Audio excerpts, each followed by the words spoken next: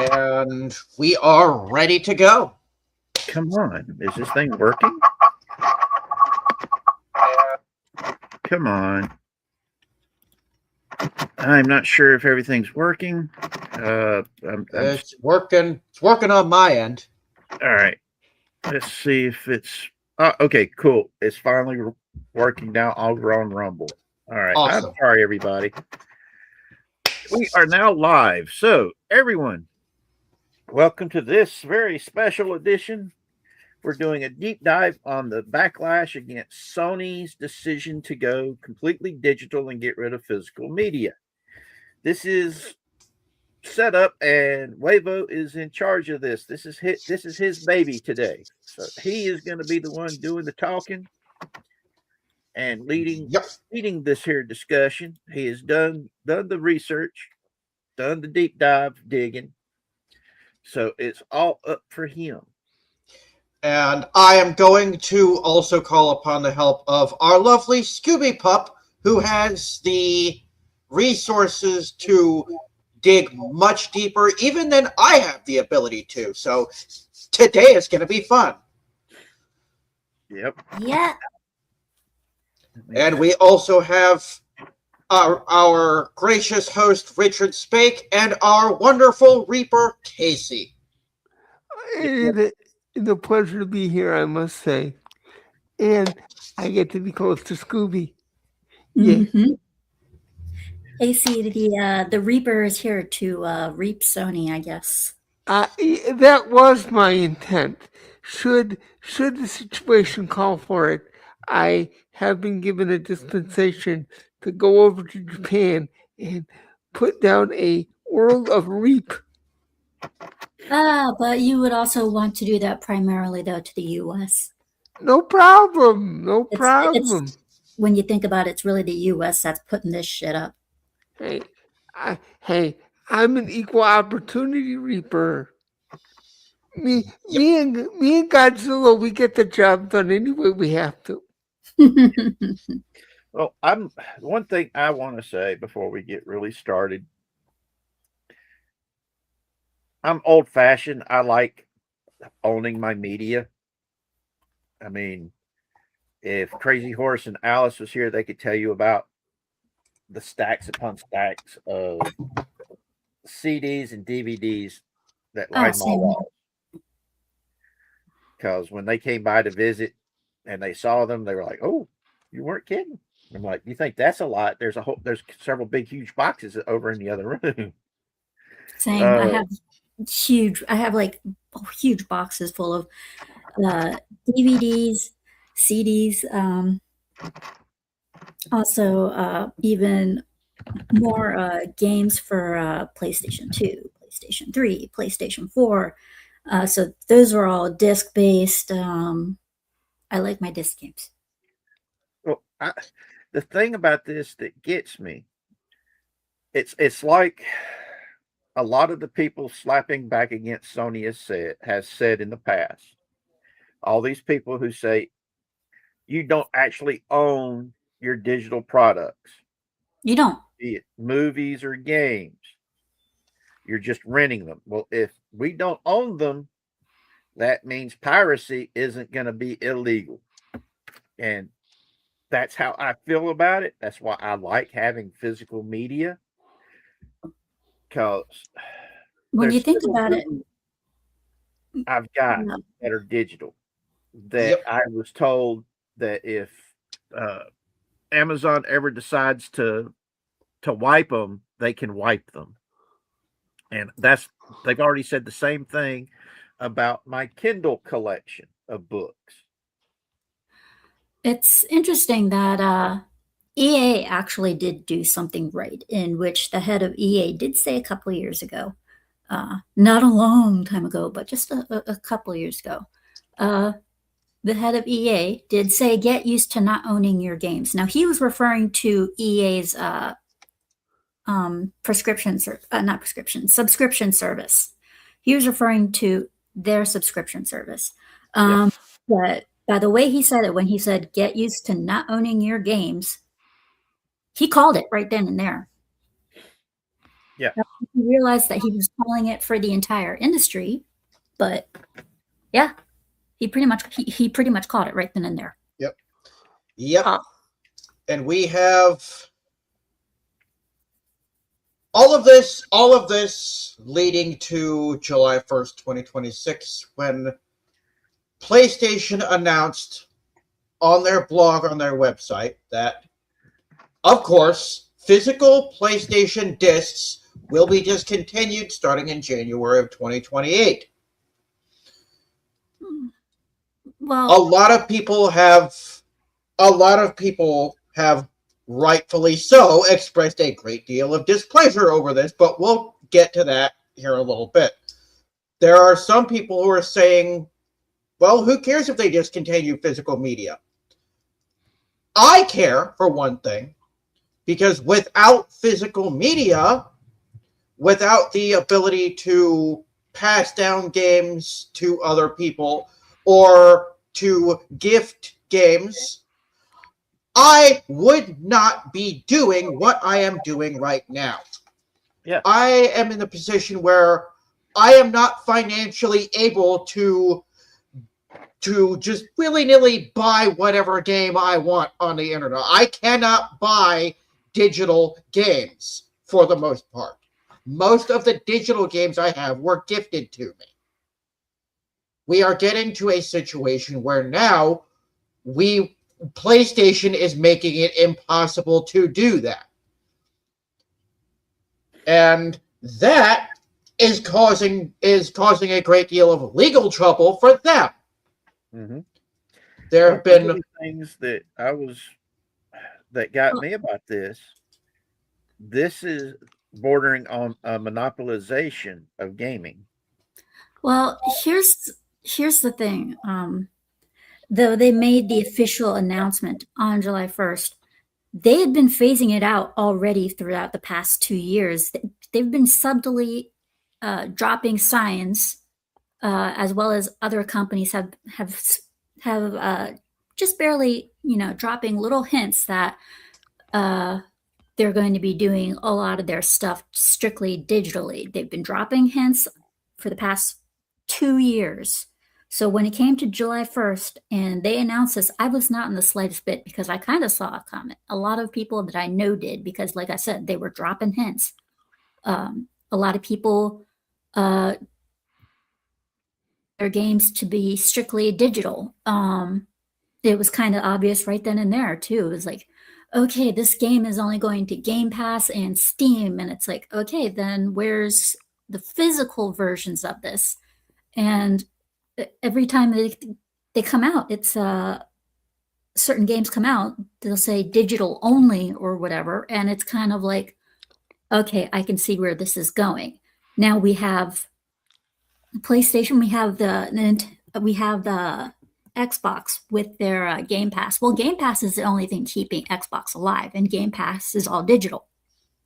We have Steam, extremely popular, all digital. We have the Steam box that's coming out, all digital. PlayStation, PlayStation 5, when it came out, it had two systems. It had physical disc and digital. That right there was a big ass warning sign for the PlayStation. So it really was kind of obvious in a way, but it just took us all a long time to see it.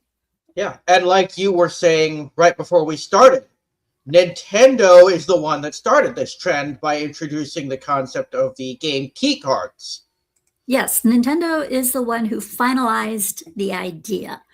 When they came out with the Switch 2 and they raised the prices to their games of like $80 and such, well, then the Xbox and PlayStation consoles went from selling their games from $60 to $70 to raising their games to $80. And on top of that, people always thought physical was more expensive than digital. Well, if you take a look at things right now, digital games are actually now more expensive than physical games. And with Nintendo, what they did with the Switch 2 is they brought out the Switch 2 They brought out the cards. Everybody thought, oh, it was physical. No, those were cards that had game keys on there, which you had to then enter in onto the internet and get, your digital key game code.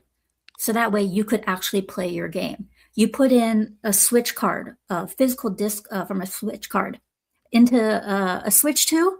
Congratulations, you just bricked your system. Is Nintendo going to help you? No, they won't. No. For those of you who aren't familiar with video games, I'll draw a parallel. What is happening, what the trend Nintendo has started is the equivalent of buying a pack of trading cards. Like you go out and buy like a pack of like Magic the Gathering or Yu-Gi-Oh! Or Pokemon. There is no cards in it. There is no cards in it. It's just the empty cellophane wrapper. You have to take that wrapper into a official store. You trade the wrapper in. Then they will give you hand-drawn pictures of the cards. But you do not have the actual cards. That is essentially what is happening. And then on top of that, you have the gamers who are on PlayStation and Xbox and stuff. They all say, well, if they're going to get rid of the physical disc, then I'm just going to go straight to PC gaming. Yeah, well, guess what? PC games, they're digital. Yeah, unfortunately, PC gaming went digital when PC manufacturers stopped putting disc into onto their equipment. You actually have to now buy an external disc reader to plug into your laptops and your desktops. There is that kind of stuff. There is a difference, though. There is a key difference between PC gaming and what PlayStation is doing. Because PC gaming, yes, you have Steam, but there exists a wide variety of different places where you can purchase the same games online on PC. Where with PlayStation, what is going to end up happening, the only way you will be able to buy PlayStation games is on the PlayStation Store. They will have zero competition, and their prices will skyrocket. Unfortunately, though, they have removed not just several, they have removed about 500 games from their store on the PlayStation system. They've also raised the prices for PlayStation Plus, removed several games from the PlayStation Plus as well. Didn't they also remove a whole bunch of movies as well? They are about, not yet. Next year, they are going to remove some, not all, but some movies that you have purchased, but that are available to be seen on their own app, the Sony app that they have. I think it was like some 500 movies, wasn't it? No, the 500 games is what's going on. Because I noticed they had made that announcement, and then like a week later, they announced this. I think I find the timing to be very suspicious. Because people started going up in arms about them announcing that they're going to be taking all these movies down, which I understand the licensing agreement between them and this other company has ended. I understand that. So basically, they announced this. Then they announced this, I believe, to distract people from that. So what it is they are removing 500 games. The licensing issue and stuff, what they are doing is saying, we are taking away the movies, but not all of them. Also, if you want to watch the movies that you had, then you have to use the Sony app, which they do have their own movie app in there, and that movie app contains all the movies that they will be removing. So basically, they're saying, well, if you want to continue watching your movies or owning them, you can use our app. So you can either buy them through the app or you can rent them. So they did at least provide an alternative there, Yeah, rather than just simply losing everything. Yes, they provided an alternative. Is basically what they did. Can I, being a small country reaper who hasn't been a gamer in quite a number of years, ask a question? Because it seems to me, if I understand you correctly, that what Sony is basically doing is, because they're curtailing physical media in the form of games and to some extent movies, they are making you basically pay $80 on their store to buy air. To buy So, what? In the sense for the movies, they're making you continuously play over and over for your movie. Basically, that is if you're renting through that app. As far as the digital and physical goes, one of the other big mistakes that they are doing by this, by having both digital and physical gaming, they were able to reach a wider audience. By taking away the physical discs, they are narrowing the amount of people they can sell stuff to, which is another thing I don't think Sony realizes. And also by doing this move, all the systems and stuff that they have been advertising have been receiving nothing but negative responses. They have a new game controller coming out strictly for fighting. When people saw that advertisement on Twitter, oh lordy, the backlash and hate for on that was absolutely insane. And never mind the vast myriad of companies, even in other unrelated industries, that immediately began mocking them. Domino's, GitHub, which is a all digital media hosting and sharing website. Actually, they posted a thing on Twitter where they announced that you'd be able to get all of your files and stuff on a CD-ROM, which is very ironic. Now, it's all satirical, but obviously a take on PlayStation. Even Domino's. Yeah. You have game studios, Eternum and Tesura Studios, and even console manufacturers. Even Domino's took to Twitter saying, quote, "In response to trends in the gaming industry, as of April 1st, 2027, Domino's UK will cease production of physical pizzas and shift to the production of digital pizzas only."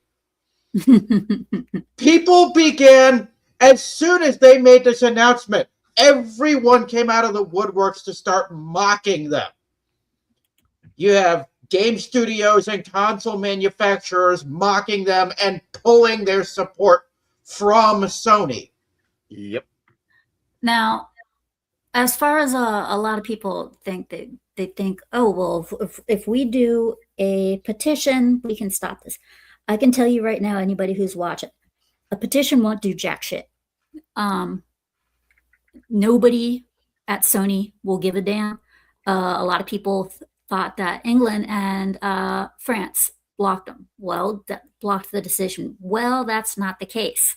The broader European Union have not blocked Sony's decision to discontinue physical game discs. What they've done is, even though there's backlash and, like I said, petitions, the commissioner for the consumer protection, Michael McGrath, stated that the bloc is powerless to intervene, saying that companies are free to offer whatever services they wish to in a manner they see fit under commercial and contractual freedom. So this is also by contract. Now, the only place that's really actually, aside from us consumers, the only other place, though, that we could look forward to is Brazil. which is considering taking legislative action to protect the physical media. But European regulators explicitly ruled out imposing legal obligations to keep video games playable and or physical. Yeah. So now we have to really, the only place that we actually have to look forward to is Brazil. If they can make a statement or whatever with what they're doing, then maybe Sony will pay attention. Yeah, and that's another thing too. Sony was already facing a £2 billion or $2.7 million US dollar lawsuit over in the UK. Yeah, for store prices. Yep. And now you have Stitching, Massacade, and Consummate, which is a Dutch nonprofit organization, filing a $450 million lawsuit, which again claiming that they now operate as a hostile monopoly. I look for many more such lawsuits, which if Sony has the same kind of lawyers Nintendo does, I think it's just going to be a small scratch for them. I think Sony's going to end up getting away with this. So, but what a lot of people don't understand, a lot of people have spoken up in defense of Sony. Well, who cares about physical games? Like you were saying earlier, people say, who cares about physical games? Many people, like me, historically rely on secondhand copies, hand-me-downs, gifted games, and things that we can buy in old retro gaming shops. My very first video game console was an NES that I got from my brother. I also got my PS1 from my brother. I grew up a PlayStation loyalist. Taking away physical media makes sharing our love of gaming with the next generation impossible, especially since Sony now has the power to take any game they want and just make it simply vanish like it never existed. I guarantee you, when the PlayStation 6 comes out, it's not going to have a disk drive. There's going to be no backwards compatibility. And whenever the PlayStation 7 comes out, everything that was released on the PlayStation 6 is going to vanish. Lost media. When the PlayStation 6 comes out, it's just flat out gonna fail. I mean, the PlayStation 5 digital, they had an attachable disc player. Obviously, because the digital wasn't selling as well as the physical disc one was. So they had the attachable, they made an attachable thing so you can play discs with it. And I do stand corrected. You guys were right. It is 500 movies that were pulled. So my apologies on that one. But no, you're good. You're good. Everyone gets their facts crossed. I'm notorious for that. PlayStation and other Sony brands, they've been largely radio silent on social media since July. The day they announced the ending of the physical disc, which begins in 2028. Yeah. So since then, we still have some time, but it's very limited. Since that post was made on July 1st, their next post was on July 6th, and after that, every subsequent post has been ratioed to high heaven, and every single post has been community noted. And I want to put that out there.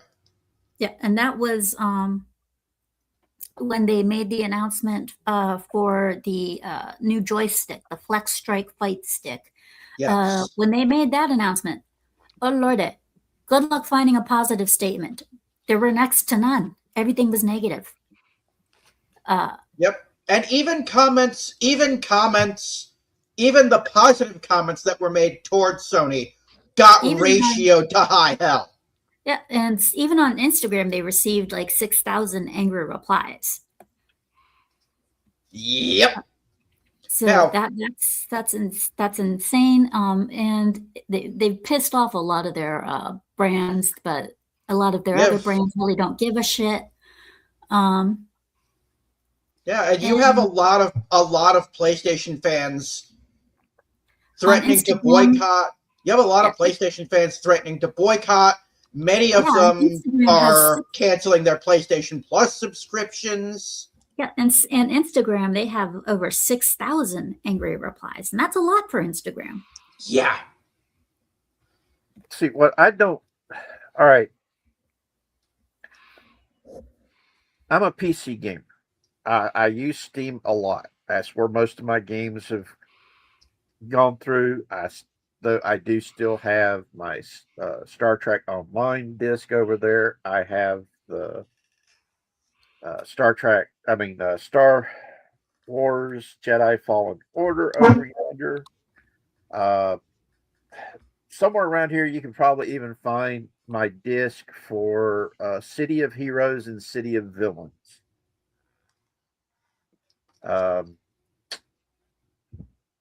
My issue in this is the fact Steam has games from all of the various different gaming companies on it. This has me thinking that they're going to try to make a monopoly of their games, to where the only way you can get their games is by buying it straight from them. And it's more along the lines of, it's not you buying the game, it's more along the lines of you subscribing to be able to play the game. You see, that's where Xbox's Game Pass comes in. Xbox tried that with Game Pass, and they're barely keeping afloat with that. Because as far as Game Pass goes, yeah, they have a lot of their own exclusives. Sony shared a lot of their exclusives with the PC until they realized, yeah, we're not making as much by doing that. So they stopped, as of this year, they stopped sharing their exclusives and making everything that they have coming up pretty much exclusive or timed exclusive. But it's a shame. But I mean, and it's not even just people off. The fact that they even returned to social media sparked people getting pissed off. One example is a quote, somebody saying, "Seriously, the strategy is to ignore millions of us players, not a single mention, even just to show a minimum of respect. Ostrich strategy is, and that's it," reads one post. Yeah, even Hideo Kojima from Nintendo also weighed in on this on X. Well, Hideo Kojima started off on Konami. Yeah, but he has a two-part Twitter post where he says, eventually, even digital data will no longer be owned by individuals on their own initiative. Whenever there's a major change or accident in the world, in a country, in a government, in an idea, in a trend, access to it may be suddenly cut off. Then part 2 says, we will not be able to freely access the movies, books, and music that we loved. It would be a have-not. That's what I'm afraid of. That is not greed. Yeah, it shows that your movies and your video games and anything of that sort can be taken away at any point in time, whether you like it or not. That has happened to me before via Konami. And like I said, Hideo Kojima, he was fired from Konami, now works over in Platinum Studios, thank God. But yeah, you have the people out there who say, well, if they're not going to do physical discs, then I won't do digital. Instead, go to PC. Well, like I said, well, guess what? A vast majority of the games that you want are digital and are on PC. Yep. And that's one thing. That is one. It is a valid point that a lot of people out there don't seem to understand. And that is the one and only thing that gives me any respect for Nintendo at all. While yes, a lot of their games for the Switch 2 are digital key cards, even among the Switch 1 games that are still being released, they do still allow the developers to make actual physical cards that have the content on it. Like this one, which you can't see, this is Let's Go Eevee for the Switch 1. This has the data on the card. They cannot take this away. Yes, the Switch 1 is a different story, but... This is another example. The old PlayStation disc, PlayStation 1, 2, 3, and 4. Yes, those, Ubisoft tried to put in their EULAs that once a game was canceled, you were legally obligated to physically destroy any physical copies you had. I'm pretty sure that's against the law. Not exactly entirely with whatever goes on with them. I mean, it's their contract states other things. But as far as you can't take this away. Yeah, as far as physical media goes for Nintendo, it's the Switch 2 that causes a lot of problems. The first Switch, that was fine, but when they said, yeah, you can bring over your Switch 1 games, a lot of people said, well, our physical versions of our Switch 1 games don't fit, or they'll brick your system. And so that's why the Switch 2 is a big major fuck up, in my opinion. Yeah. The Switch 2, the Switch 2, I cringe anytime I see one. Oh, yeah. Is that the one that got, they would staple stuff to the package and end up destroying the Switch 2? Yes, there was one GameStop that actually did that, and they got in huge trouble for it. There was one incident where a guy went to GameStop, bought a used game that was returned, and Switch 2 said, oh, yeah, you could do this kind of stuff, you won't have any problems. And he bought the used game, actual money, paid it, he went in to play it, his system got bricked. Why? Because Switch 2 took it as it being a modded game.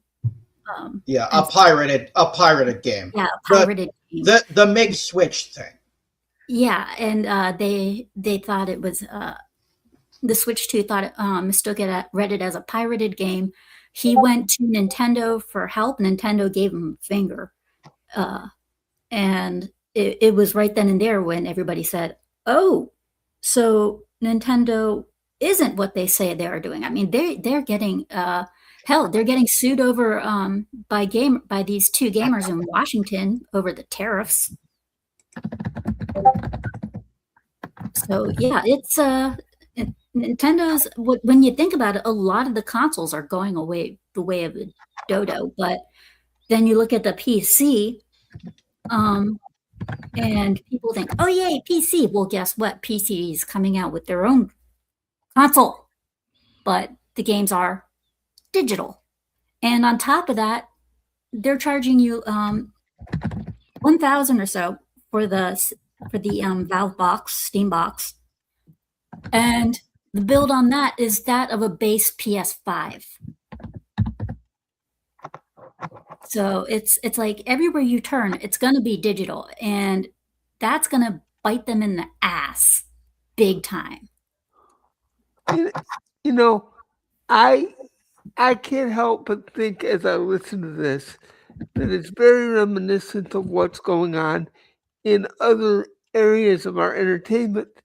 You've got these people, and I did read an article somewhere about this that said that the idea behind the whole switch to digital thing was that you are coming up with a generation now that is more used to using digital media, so they figure that they will always have people to sell the stuff to. But when I think about what has gone on in Hollywood and other entertainment industries, you'd think somebody would be paying some attention here, because you've got the same kind of a perfect storm of suck that Hollywood has gone through, and they may never recover. And I'm thinking, here goes gaming now too. Yeah, and I had made the mention earlier of I do have digital copies of games. There are some games that were designed to be digital only. Yes. Example, Minecraft, which is made by Mojang, which is now owned by Microsoft. Fortnite. Yep. Those games are designed to work online or offline. They are digital only games, but they are designed to work offline. That is why Fortnite and Minecraft are so incredibly popular. Because I can take, let me pull up my camera.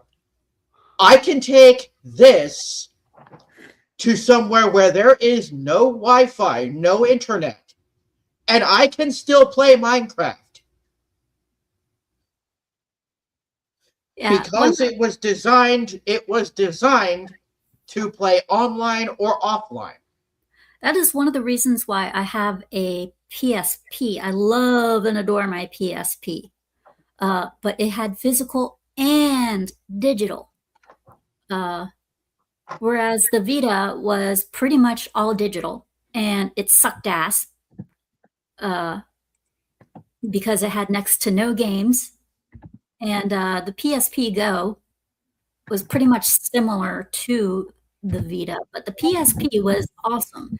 Like I said, it had physical and digital, and I was able to like import games and play on that damn thing because I had a blast with those. That is one thing that pisses me off by Sony doing this. I can't import any of some of my favorite games anymore. I have a lot of games imported from Japan, and the fact that they're doing this shit means unless I create a Japanese account, which I do have, I can't buy any of their games.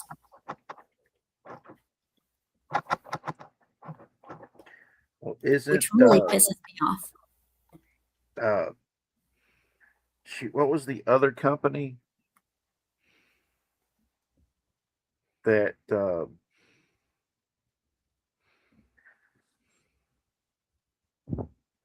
okay, you have the Nintendo, which is who was Xbox again? Xbox is Microsoft. Okay, you've got Xbox. Even Xbox has said they want to get rid of their console. You have Nintendo, PlayStation. What's the other one? Steam. Steam is the other big one. Steam is digital, strictly digital. It's PC. Somebody was saying that Steam was wanting to make their own console. Yes. They just released the Steam box or the Steam machine. They just released it, and you have to pay they charged it the same price as that of a computer, so it's like around $1,000 or so. Next weekend on my podcast, I'm covering that, I'm covering this, I'm doing a deep dive on all that stuff.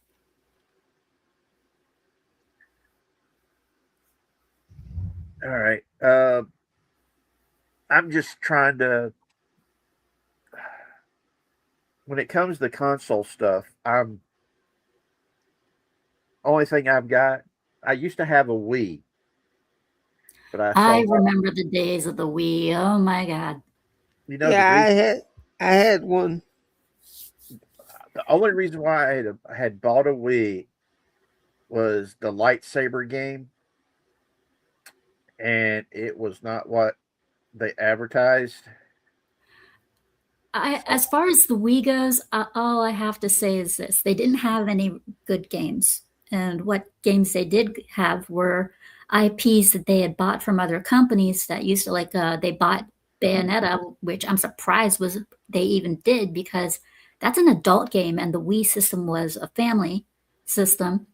yeah. But the one thing that I did love so much from the Wii. I didn't play a single damn game from it, but people, come on. You gotta know how to use a controller right. The amount of people who got pissed off because they threw their controllers into their TV screen. Oh my God, that was great.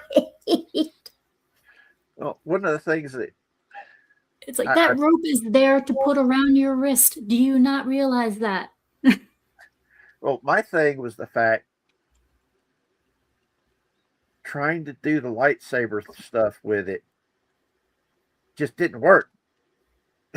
It just did not work. I had a friend of mine that came over that knew how to hook that shit up. It's like, oh man, this is the lightsaber game. I wonder how this is gonna work. I don't know, but every time I watch the commercials, it looks awesome. Let's get it on. And even he was sitting there going, "This, Now, you see, PlayStation did have their own version of that, but they did it a little bit smart, and I'll tell you how it was smart. First off, the tip was rubber, so if it hit your TV, it's not going to break your TV. Um, and second, that was only really usable for certain things like Dance Dance Revolution and everything, where you could move your arms and whatnot and stuff.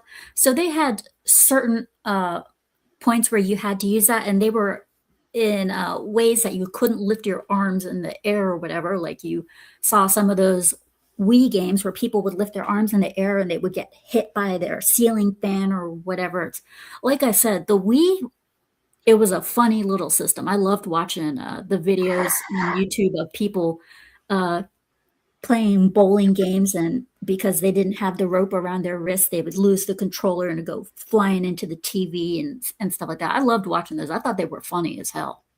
Well, you know what got to me? I mean, I had a Wii for like about 2 months, and I got it because it looked like an interesting concept for a system if it had worked right.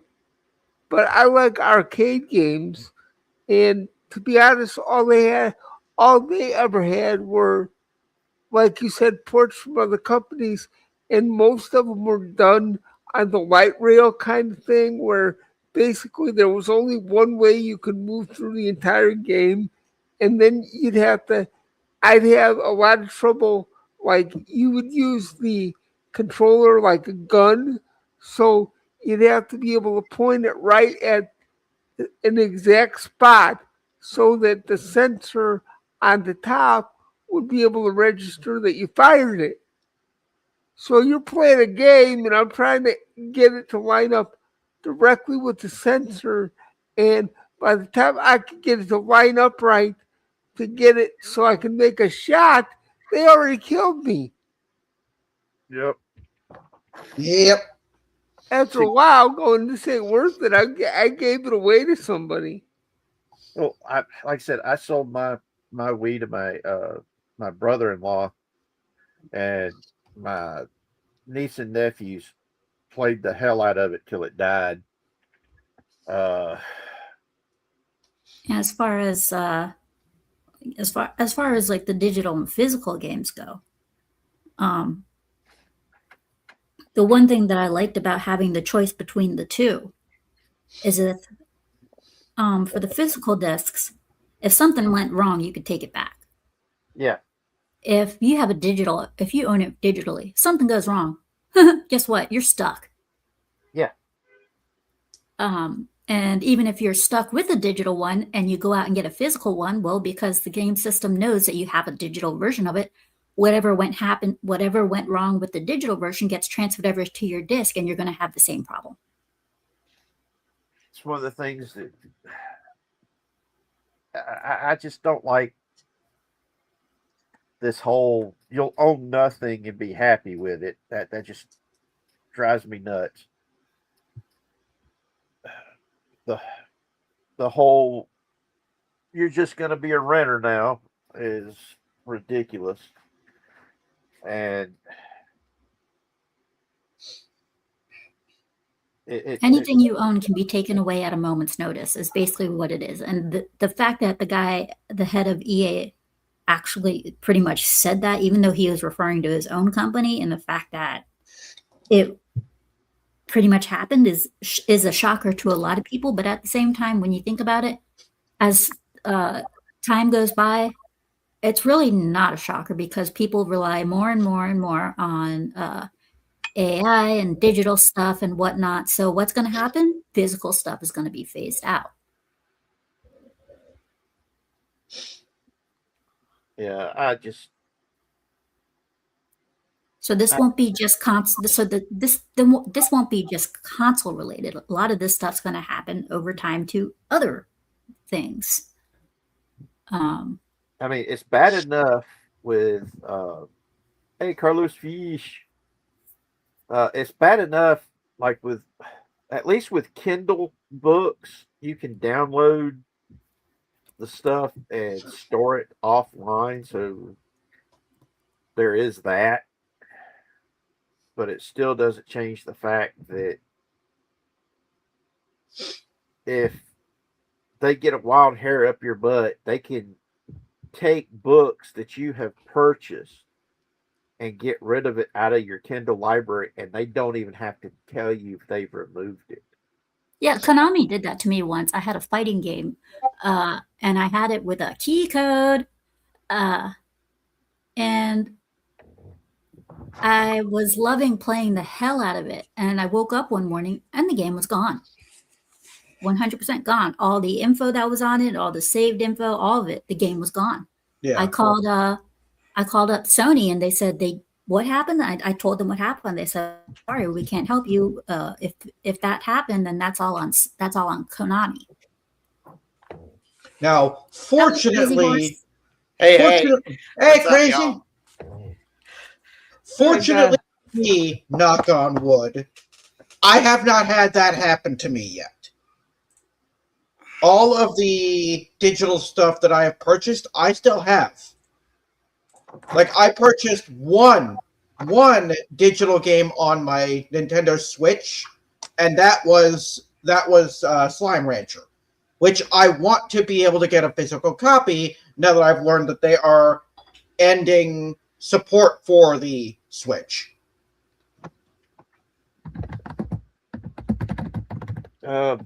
Big Dave K, check to see if you've got either top chat or live chat going. Good to see you, Crazy Horse. Yeah, I just walked inside, so out doing yard work. I've been missing you, hon. Yeah, you're not Big Dave K. Yeah, check your live chat. Well, I'm looking at live chat. But yeah. And it's not showing up. What the heck? I've been missing you and Alice. Yeah, we've had a lot going on recently, so it's. I hope all is well.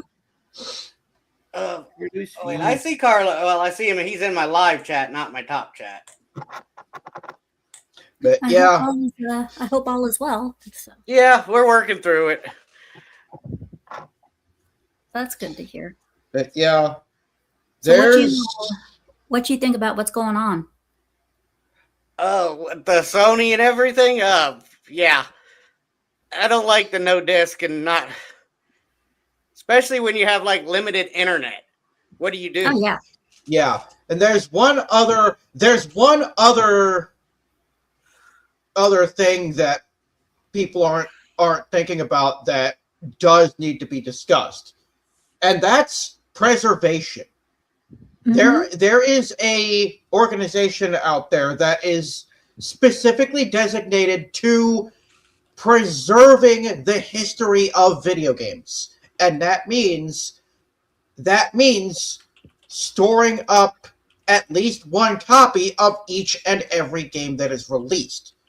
We are getting into an age now where preservation is going to start becoming progressively more impossible. It to me, this is one of those things that just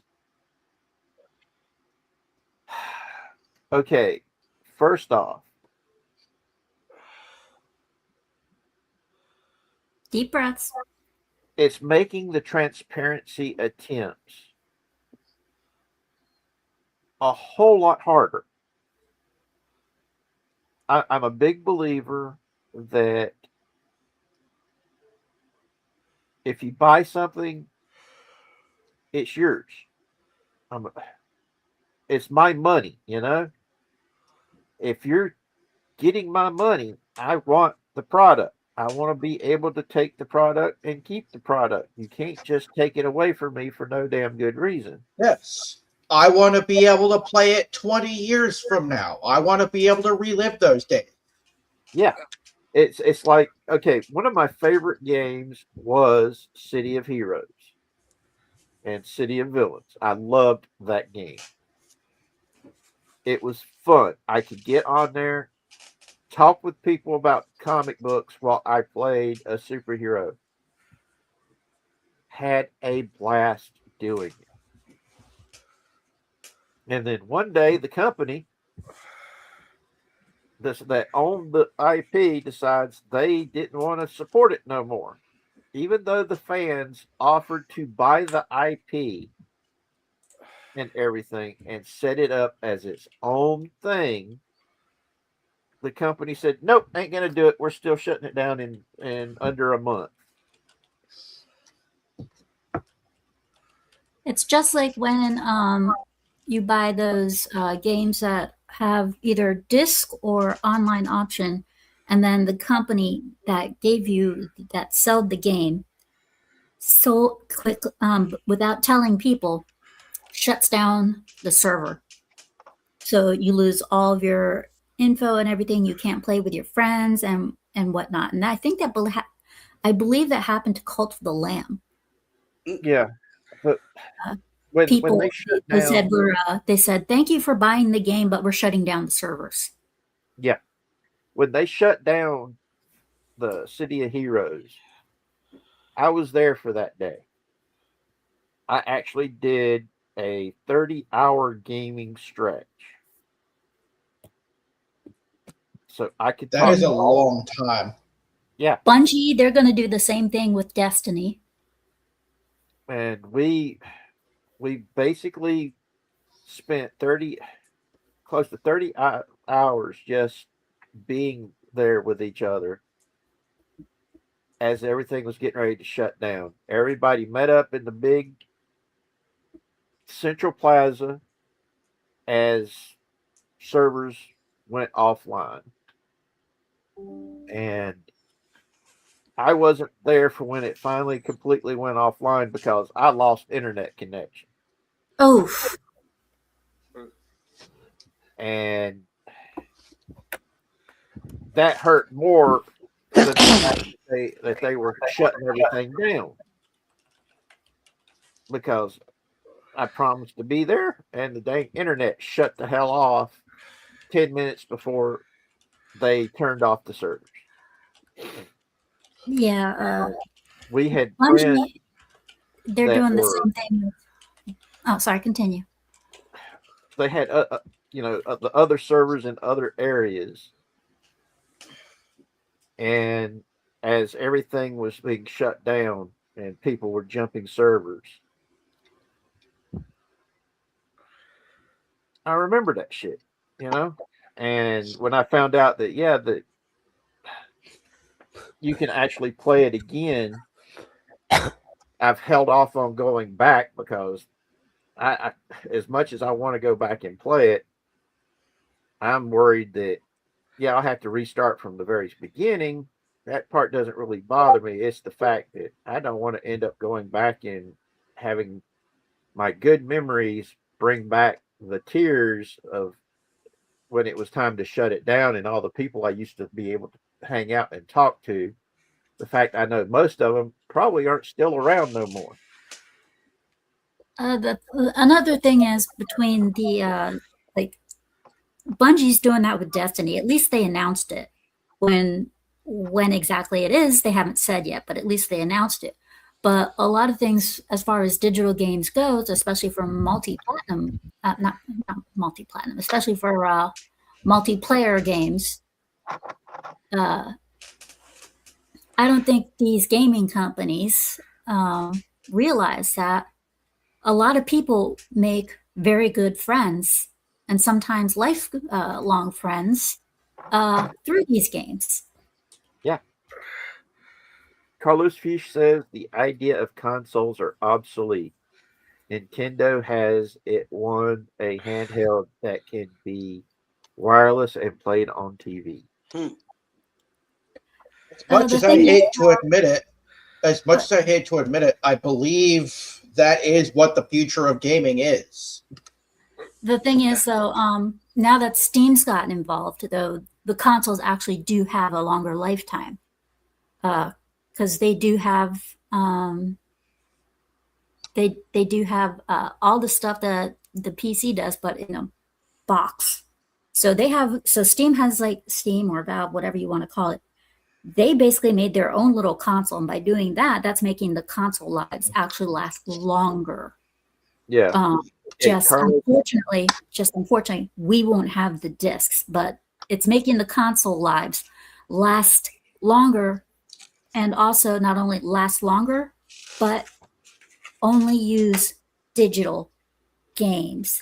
But they also have for the Steam machine and everything, it has the Wi-Fi controller. It has all that high-tech stuff also. Yeah. So I think pretty much the only I mean the competitors used to be for the console war. The competitors used to be Nintendo, Xbox, and PlayStation. Xbox fucked up, and then it went to strictly PlayStation and Nintendo. Nintendo was crap, so they were automatically out, and PlayStation was ahead. Now it's all a mix between those three, but then Steam jumped in and said, hey, hold my beer. And now they are part of the console war, and they are in the lead because they have everything that everybody wants. Just the only problem is their pricing. And that's the other problem that Nintendo has is pricing. Yeah. Okay. Yeah. Xbox and PlayStation and Steam Box all are outdated by the time they are announced. PC is a better choice. Most people's preferred remote PC is also will link up. But PC is also, the thing is about PC, like I said earlier, it's digital. Yeah. And that's a big problem for people who want physical. If you go to PC, you're going to get digital, whether you like it or not. Yeah, but there's an issue with the consoles where you can actually do something else different on a PC with digital. Yeah. What's the storage space inside the console? Because I think it was brought up, I heard it on another one, that a typical game is probably about 600 gigabytes that you have to download. Well, the thing is about unlike some, for the PlayStation, as far as memory and saving goes, you can actually change it. I've done it multiple times. So you have your console memory, and then you have the additional memory. So you could go out and buy a 1 terabyte PlayStation system, go out and buy a 3 terabyte Seagate external card and stick it in, and it'll register as extra memory. Okay. So that was one thing you can do. for the PlayStation, you can modify a lot of the stuff in there, like the memory, and you can give it more memory. The problem with the Steam machine, though, is you can't do that. Yeah. And even in terms of old, but think back to the old days. I'm gonna bring PS1 into it again. Saving these was required so little space. Mm. Guess how much memory is on this? That 8 megabytes.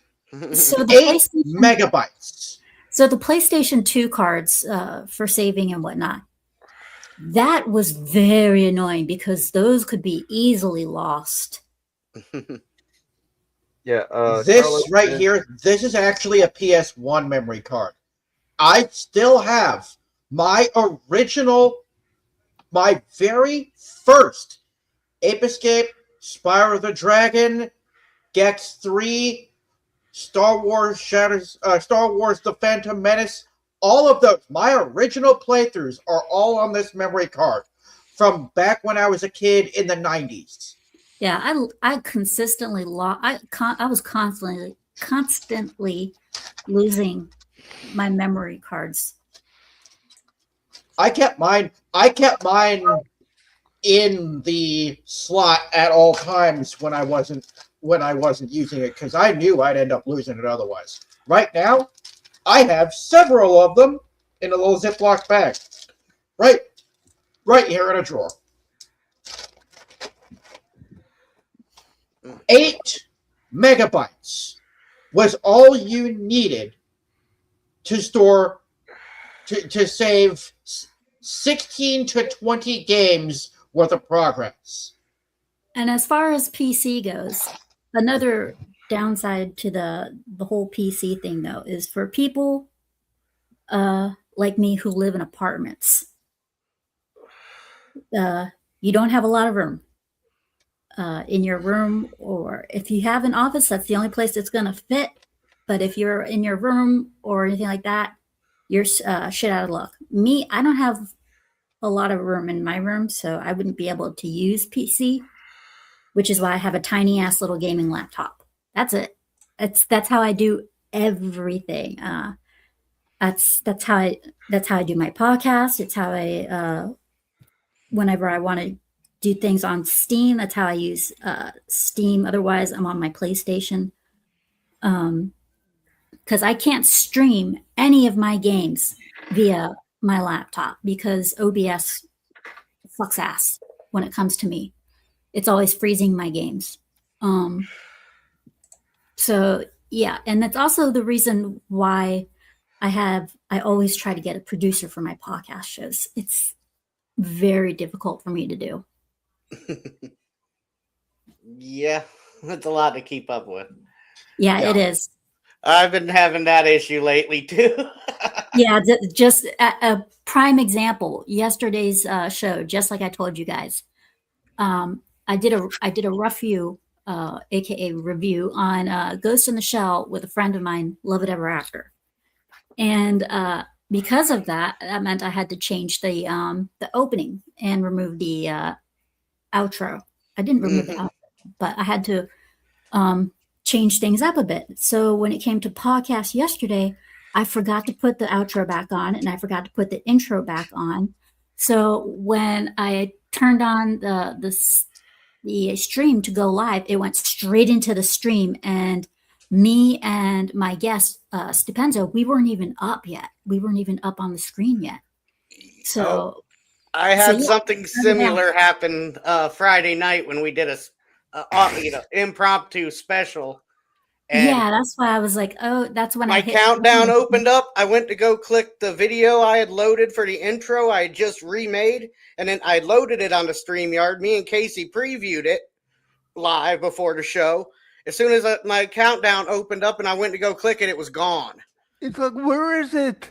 And then I re-uploaded it after, I didn't have my YouTube muted where it automatically started with the volume. So that created chaos. I re-uploaded it, played it. Once I had closed out the show and reloaded my StreamYard, I had 2 copies of the video in there. And it screwed up the opening so bad because none of us were expecting to be live like that. That's Casey. It was a shit show. Yeah, but It dude, was. we got through it. What can you say? We got through it. And if it wasn't for Alice mostly keeping the show going while I'm trying to run everything, trying to do it all by myself would be it's tough. Yeah. And I know there are some people here in the chat and elsewhere who abhor digital games. I have no problem with games that happen to be digital only. Where I draw the line is when your entire company makes such a drastic shift. Just a couple of years ago, Sony was mocking Microsoft for doing the same exact thing they are doing, saying that they will always have physical discs.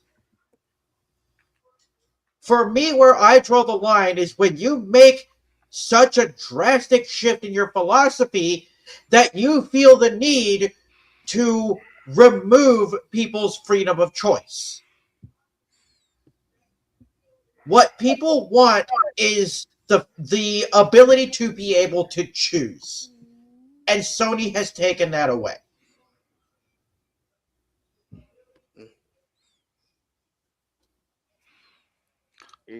Yeah, pretty much.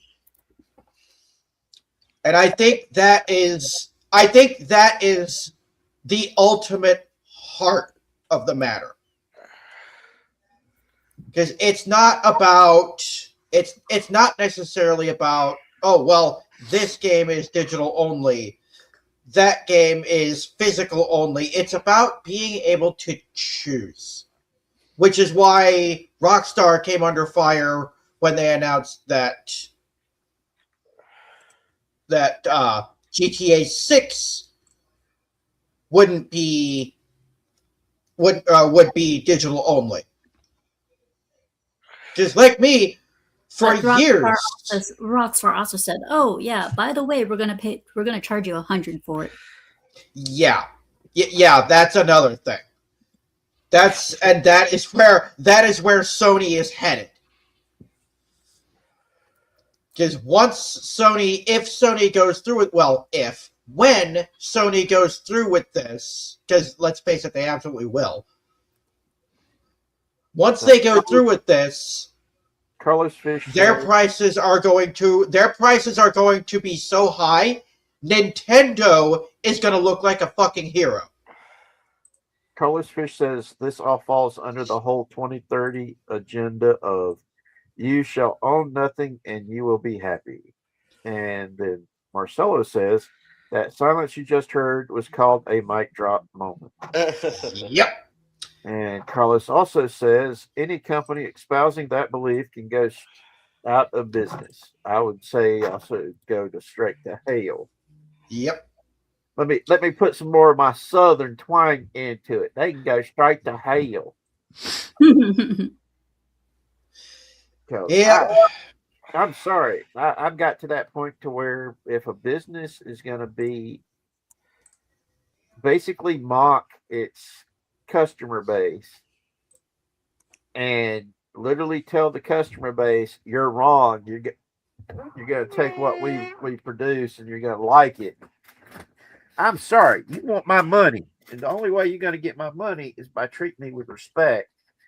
Or maybe a mouth hug with a head bob added to it. And even then, I'm questioning if I'm going to be giving you my money.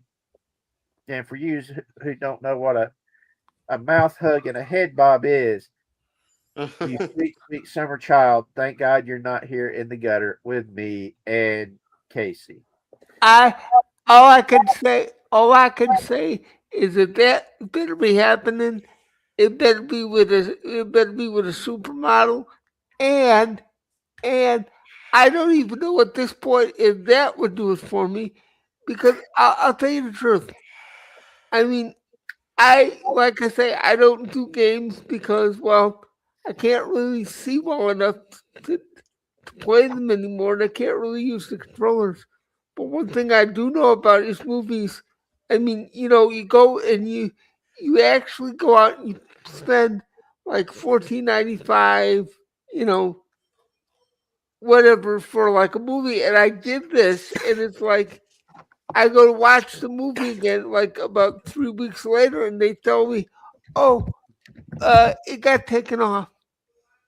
And I'm Yeah. like, well, I'm like, well, since you took my money for it, this month, uh, can I get another movie? And they're like, no, you got to pay for it. You got to pay for another movie.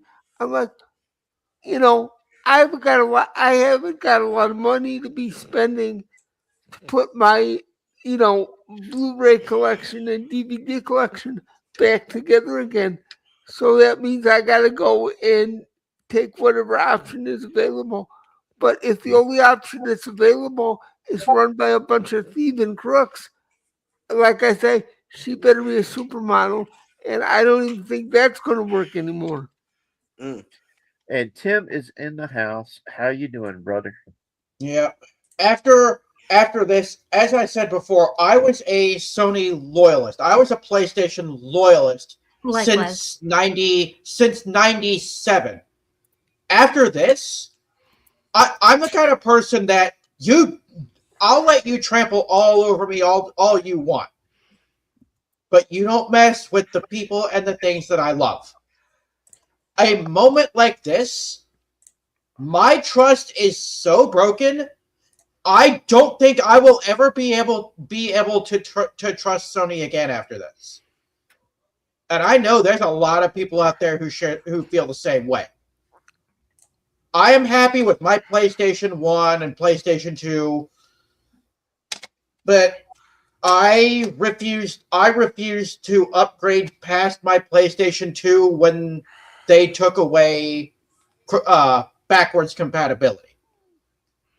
The main reason was because I didn't want. There was some games where I had made so much progress on, I didn't want to abandon the progress I had made on those games and have to start all over from the beginning.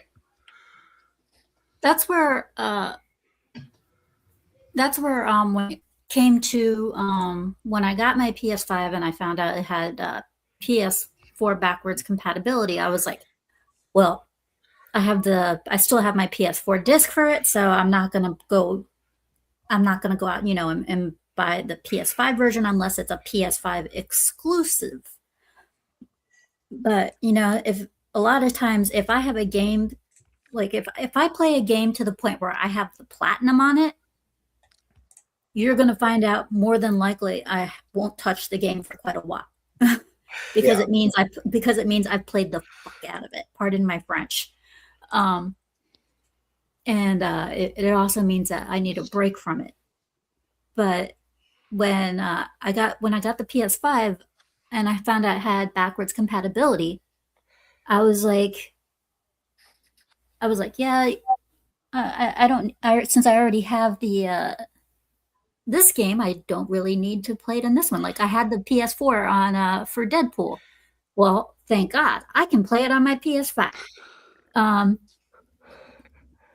For the PlayStation 3, I didn't have the backwards compatibility one. But then again, I was the type of person who was like, well, I don't really give a shit because I don't have any games on the PS2 that I would really care about, that I would want over on the PS3, because later on for the PS3 came games that I actually preferred, like Alice Madness Returns and stuff. Yeah. I mean, those games came that by the time those games came out, the backwards compatibility was it really didn't matter. So, and most of the games that I played on the PS2 and such, they didn't carry over like to the point where they had sequels or anything like that. So it was kind of like, well, I already had them on PS2. I don't need to put them on a PS3. So why would I need to carry over, All right. Tim says, my thing is with the movies getting taken away, just refund people's money. If you buy them, you should own it lock, stock, and barrel. Yes. Yeah, and that's the reason, and that's the number one factor behind me refusing to get a PlayStation 3 is because they didn't have memory card slots for the 1 and 2. Well, here's one thing that some people don't know. For the PS3, you were able to play your DVDs and your Blu-rays. When the PS4 came out, they took away that ability and only let you play Blu-rays. Yeah, the PS2, you were able to do that kind of stuff too. That's what made the PS2 so famous. That's why people were buying the PS2 as opposed to the Xbox or Nintendo's latest console. Yeah, because you could watch movies on this. Yeah, this was a DVD player. Yeah, All so was the PS3. The PS3 played DVD and Blu-ray, but when the PS4 came out, they got rid of the DVD part but kept the Blu-ray. Which in my opinion really sucked ass, because if something happened to the Blu-ray reader, you were fucked. You would have to go out and either A, get a new one, or B, get it fixed. And a lot of times that wasn't really possible. So that's another reason why I loved my PS3 so much, is I was able to watch whatever the hell I damn well wanted. But yeah, the PS3 and the PS4 were great systems. The PS2, on the other hand, that has literally, it's in the Guinness, and it's also written down as the most popular and the best game system, the best game console to ever come out. Yes. Yes, And as someone who still uses his PlayStation 2, I can independently verify that. Yeah, and I think personally, PlayStation should take a look at that and should take a look at their past systems. They should take a look at their PS2 and their other PS3 and PS4. Look at what they did right. And if they're going to do another system, they should do what they did right with those, and go in that direction instead of going in fucking every other direction. Yeah, and I can hear someone from Sony listening to this stream now, hearing what you're saying. Well, the PlayStation 2 is lightning in a bottle. We could never replicate that. Yes, you can. Yeah. You can replicate that if you would actually fucking try. They can easily replicate it. I mean, hell, they made the fucking system. Yes. The U.S. military was terrified when this thing first came out, because they were afraid people were going to daisy chain them together and make a supercomputer like they did with the PS4. But no, people got it because it was a DVD player. Because you could watch movies in addition to playing games, both of which I do. Big Dave K says, such language. Wow. It makes me want to play one of my Game Rage picture videos. Yeah, we got. One We got Stark of Iron. Yeah, chiming joining in. us in the chat. I did send him a link, so he does have the ability to join us up here on the panel if he wishes. And so does Carlos Fish. Carlos, how is the fish? Hey guys. How you doing? So I'm doing dishes, so I'm only going to be on for a second. Juareavo, when PS3 first came out, they sold this little black adapter, and it was like $25. It provided you the ability to plug in your PS1 and PS2 cards, download them into a digital memory card, and then you could either put them back on and still play on the older systems. It actually opened up the entire world, because you can actually find saved game files and such online, download them, put them onto a memory card, and then play them on the older games. Really? So it gave you, oh yeah. That thing is now worth, the last time I checked was like 2 years ago, it's worth well over $100. I still have mine. I was like, yes. They also had the Fat Bastard when it first came out, the very first PS3. I have that one. Yeah, the very first PS3 that came out was backplay compatible. It played 1, 2, and 3 games. It had 4 USB ports in the front. It had memory stick card readers in the front under the flap and everything else. And mine has the red ring of death, but I've still got it because I want to get it fixed because it is the ultimate gaming system. If I could get my hands on one of those, that would be a game changer for me. I would consider getting a PS3. I could easily get that. Yes. For myself, all I have to do is get a hold of my buddy Al and be like, hey, I remember you have one. Can you give your big sis one? There's a game shop in Nashville, and they posted up one in a box, and they said, we've still got the box, all the manuals, all the hardware. It is used, but it's fully functional and everything else. And they said, we're not going to go into details more than it's a 60 gigabyte fat original one. And they said, if you know what this is, come in, and then we'll talk price. And it's like, ooh. That's why the way they worded it was like, ooh. That's why I call them fat bastards.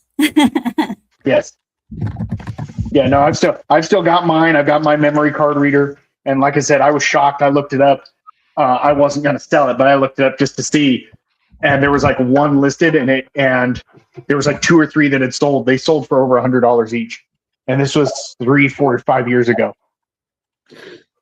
So apparently it was I got it right when we got it. Originally, we were just going to get a Blu-ray player because my wife likes watching movies and she wanted to get a better player. And she goes, I want a Blu-ray player. So we went to Best Buy. And she goes, I know you like PlayStation 2. She goes, but PlayStation 3 is stupid. It's $600. That's absolutely insane. We are not getting that. You're not spending that kind of money on.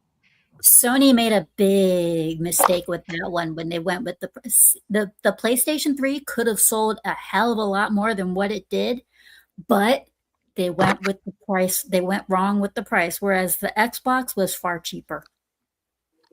Well, and what was funny though is if you wanted a Blu-ray player, we went into Best Buy and she said, I want to get a Blu-ray player. And he said, great. Then you want to buy the PS3. And she goes, absolutely not. That's stupid. It's $600. He goes, I will sell you whatever you want. He goes, let me tell you. He goes, the Blu-ray players are over $1,000.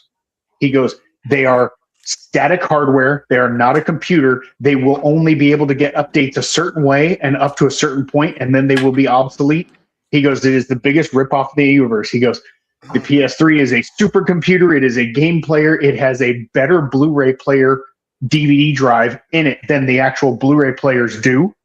He said it's $600, so it's $400 cheaper. He goes, it plays games, does all this stuff. He goes, and it is a supercomputer, and it is totally and completely badass. She looked at me, and she goes, fine, you're getting a PS3. And another thing was about the PlayStation systems, and this still holds true to them, is the lifetime that they have on them is ridiculously long. I mean, it is stupidly long. And as for the PlayStation 2, those PlayStation 2 and the 1 and the 3, those suckers were built like bricks. You could drop them and not have any problem. I lost count of how many times I had knocked off the PS3 from my shelf and nothing would happen. My PS2, same thing. Nothing fucking happened. Even when the dog jumped on it, it's like the dog was like, yeah, I'm cool here. I can sit here. I know I'm not going to have any problem. Sadly, the same can't be said of the controllers. I have a PS2 controller, an original PS2 controller up here that I just had fixed not just a couple months ago that I need to have fixed again after breaking it in rage while recording footage from my Spyro the Dragon review. But well, then don't break it in rage. That's a you thing. But notice the PS2 controllers still lasted longer than the 3 and 4. Yes. And 5. And the only PlayStation 2 that I've ever had die is when I got my wife on Pimp My Ride. She got a PlayStation 2 Slim under the hood to play games and movies on. The shaking of the car eventually screwed up. The unit still turns on, but the whole DVD drive is almost out of kilter. So you put a disc in, you can hear it grinding. Yeah. So it's like it got out of alignment from the shaking of the car. That's the only time I've had a PlayStation go bad. I've had a PlayStation go bad twice, and that was both of them were PS4s. And what happened was one, the PS2, I mean not PS2, the first PS4, the Blu-ray was just after a while it got all fucked up, and I could hear the grinding and stuff, and I was like, yeah, well, I know that's not working anymore. So I had to get rid of that one, and then I got another one to replace that, and after an update, it was like my damn PS4 was fucking possessed. I turned it on and the screen was jumping every single way. It would not stay put. Like you would get the wonderful sound and you could see everything turn on, and then after that, everything was just jumping all over the place. And I was like, oh great, I can save my games. And now it's acting like it's possessed. So I had to take it to GameStop. And the guys over there, they didn't really believe me. Then they plugged it in and they were like, oh my God, what is going on with your system? I said, I have no damn idea. And they said, just because we feel sorry for you, here's a 2 terabyte for free on the house. I was like, I love you guys. Did you try and return it at Walmart? No. When I worked at Walmart Claims one year, I think it was a DVD player. I got it back, and the reason for return was demons inside. Yeah, I would. Yeah, I would take it. I would take it to. I have a local shop that also has a shop inside of it that does video game repair. The first thing I do is I'd take that into him, and I'd say, I need an exorcism performed on this PlayStation console. Dude, I wish I had known. I minored in exorcism.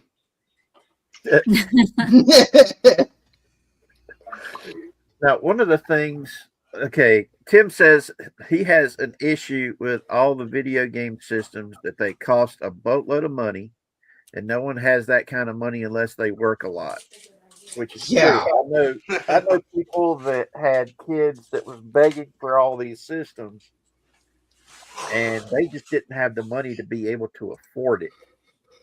Yeah, I pissed off one person at GameStop one time. It was an employee. This woman came in. She was getting a Grand Theft Auto 5. And the guy was trying. Hey guys, I'm gonna jump out. So that way I quit making noise. Right. Have fun, everybody. See you. The mother was buying the game Grand Theft Auto Online, and she was the guy was trying to talk her into buying it, and I looked at her and I saw she had Grand Theft Auto Online. She had DMC. DMC I absolutely despised for many, many reasons. And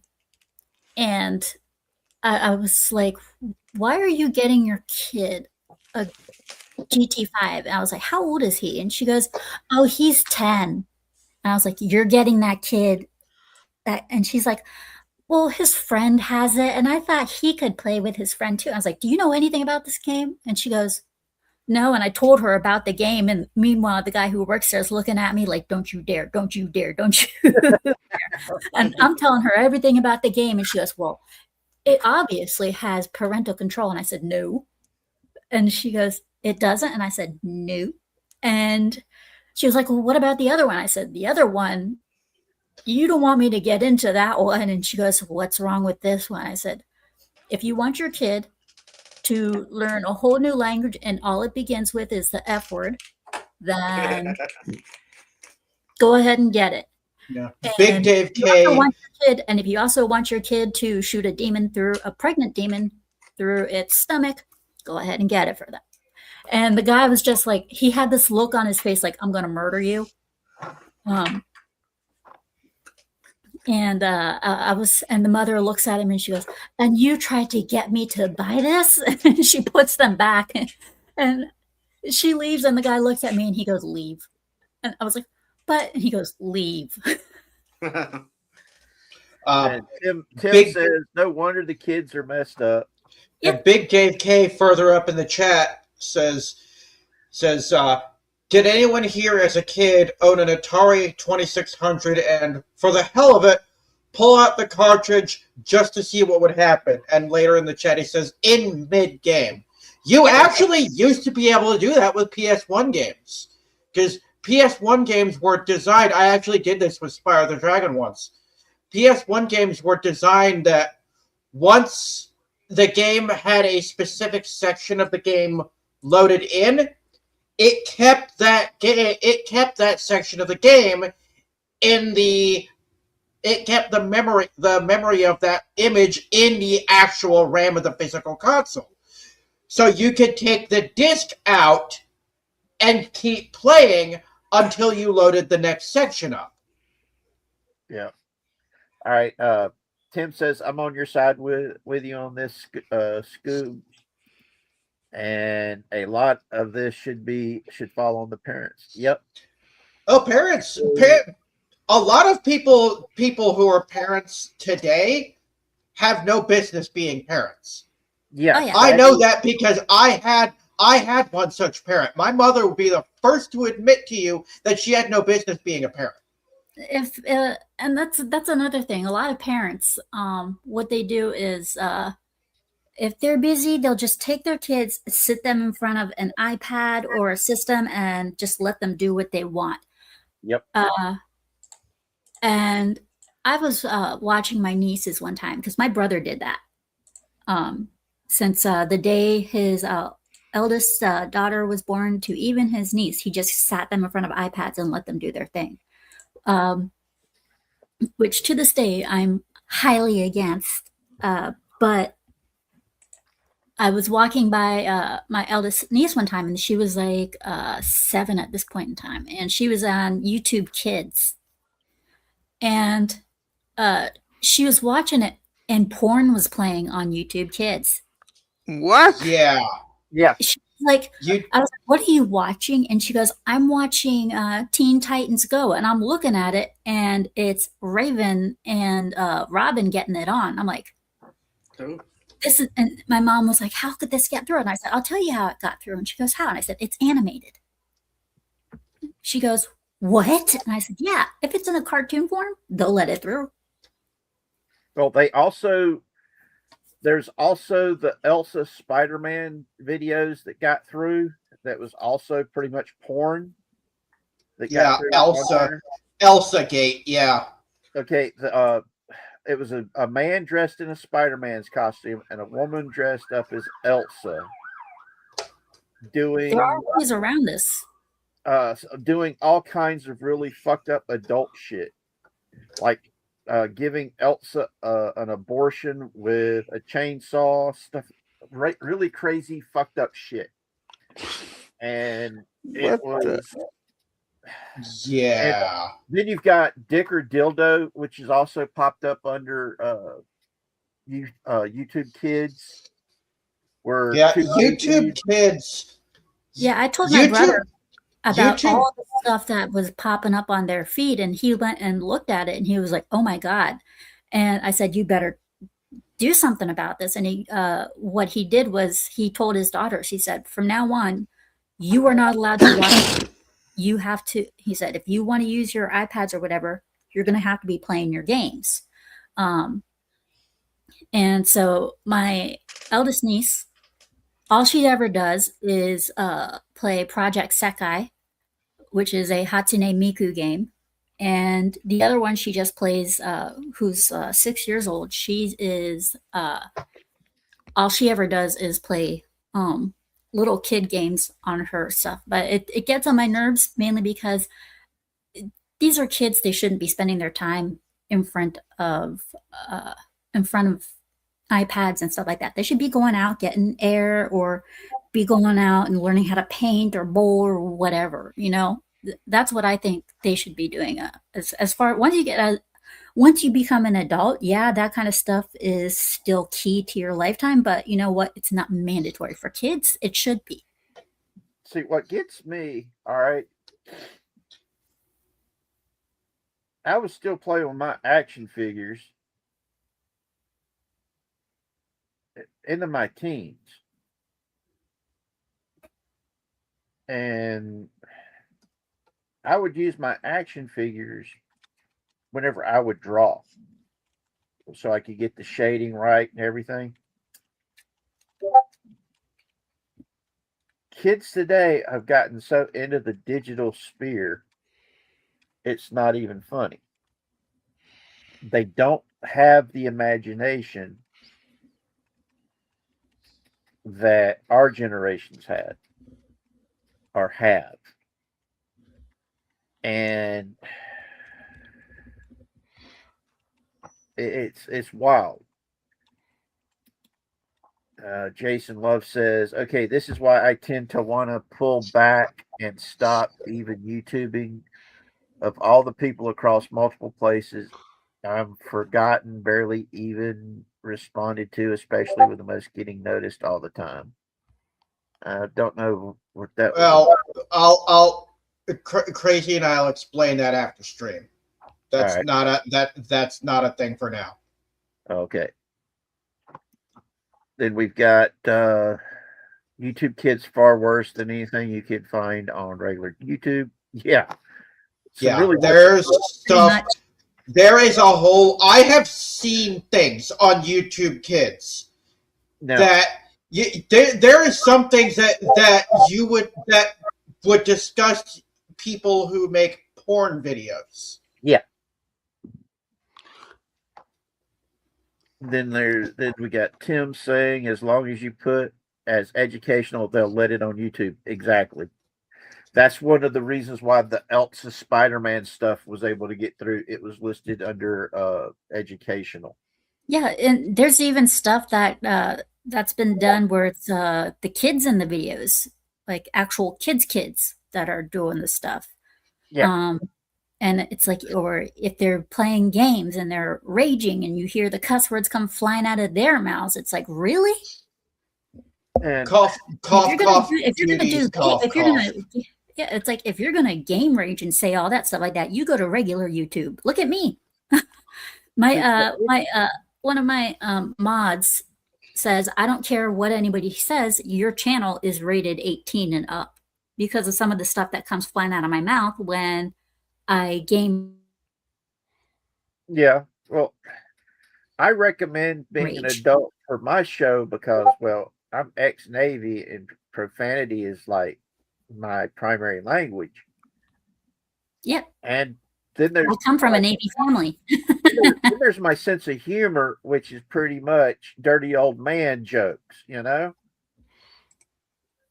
So yeah, I can confirm that. He made a dirty old man joke to me the other day. Yeah, it scared the hell out of you, didn't it? No comment.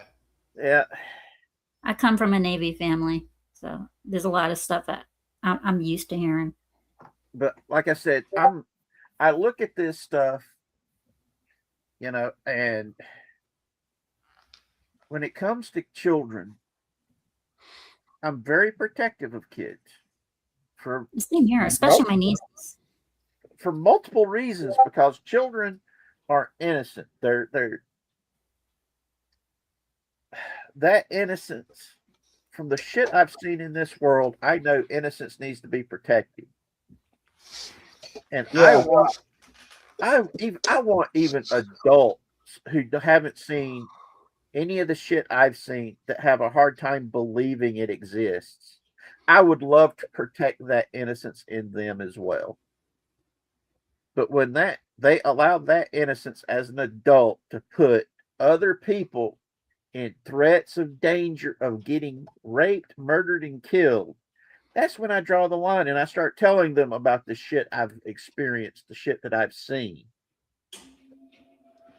Because they need to know the world isn't rainbows, puppies, kittens, and unicorns. There's horrible shit out there. There's bad people out there. I mean, I remember telling people about the dick or dildo videos that were popping up for the children's programming on YouTube, the Elsa videos that were popping up on children's YouTube. And they were like, oh my God, what the hell is this? This can't be there. Hold on. Boom. Take a look. Oh my God. And it frustrates the heck out of me, man. Tim says, my friend's kid is going to have some issues, sadly, because his father and what he did to him. Oh, shoot. And could YouTube be sued for that? Yeah, I would hope so. Well, it depends entirely. It depends entirely on what their policies are. Plus, we also have to remember. We also have to remember that YouTube is, and presumably YouTube Kids as well, is dictated by AI entirely. From what I recall, they got rid of most, if not all, of their human staff. Yeah, they did. Well, the Dick or Dildo has been around for almost 10 years now. That, like I said, it's where a gay dude is sitting there bent over with a sheet partially up to where you can see the other gay dude walking behind him. And he holds up, the dude standing up there will hold up a dildo and wave it. And the whole point of the game is the dude has to decide, is it a real dick or a dildo that just got shoved in his butt? That's the game. And it was being shown to you on YouTube Kids. How did we get to Dick or Dildo from video games? I don't know. We went off on a tangent. Yeah, can we get back on topic, please? I'm very uncomfortable with this topip.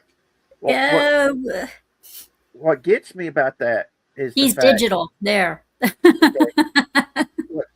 The reason why he's AI. He's AI.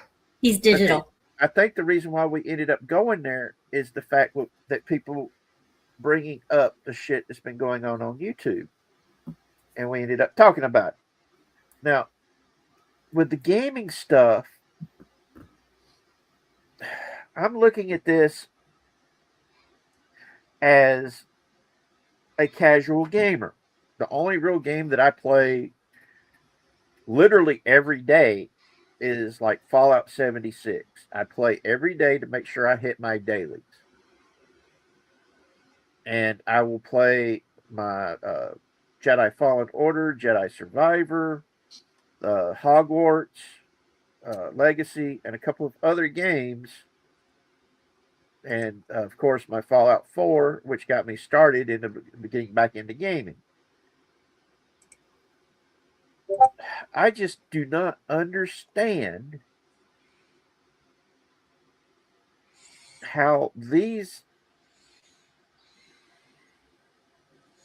people can go and change why they're doing stuff. Because Sony had originally, like you said, Sony had originally said that they were going to be the champion for physical media. And then they turn around and do this. Mm-hmm. It's a complete 180. Yeah. Now, I have something that Marcelo showed me. I'm gonna play it for you guys. Richard and Casey, I know you guys have seen this, but I don't think Scooby Pup has. Marcelo Lopez sent me this, and I wanted to make sure I played it in this stream. I think this parody sums it up perfectly. Why is everyone mocking me? You're not doing your job. Sony, you're removing physical games and removing movies from the storefront. No, you're just not working hard enough to convince them that it's for them. Sony, it's over. There's nothing left. They're all moving to PC. We're not changing anything.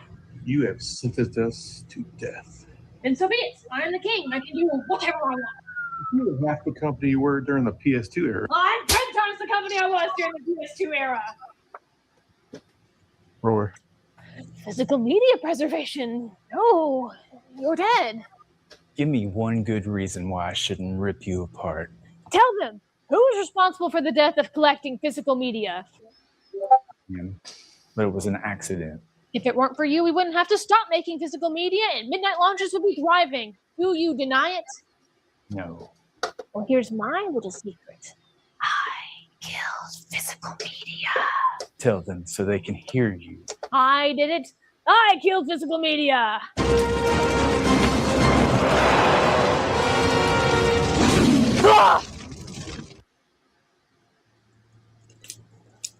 No! It was the shift in consumer trends to digital media. You're the ones to blame. What are you going to do? You wouldn't kill your favorite gaming company, would you? No, I'm not like you. Run away. Never return. As you wish, Your Majesty.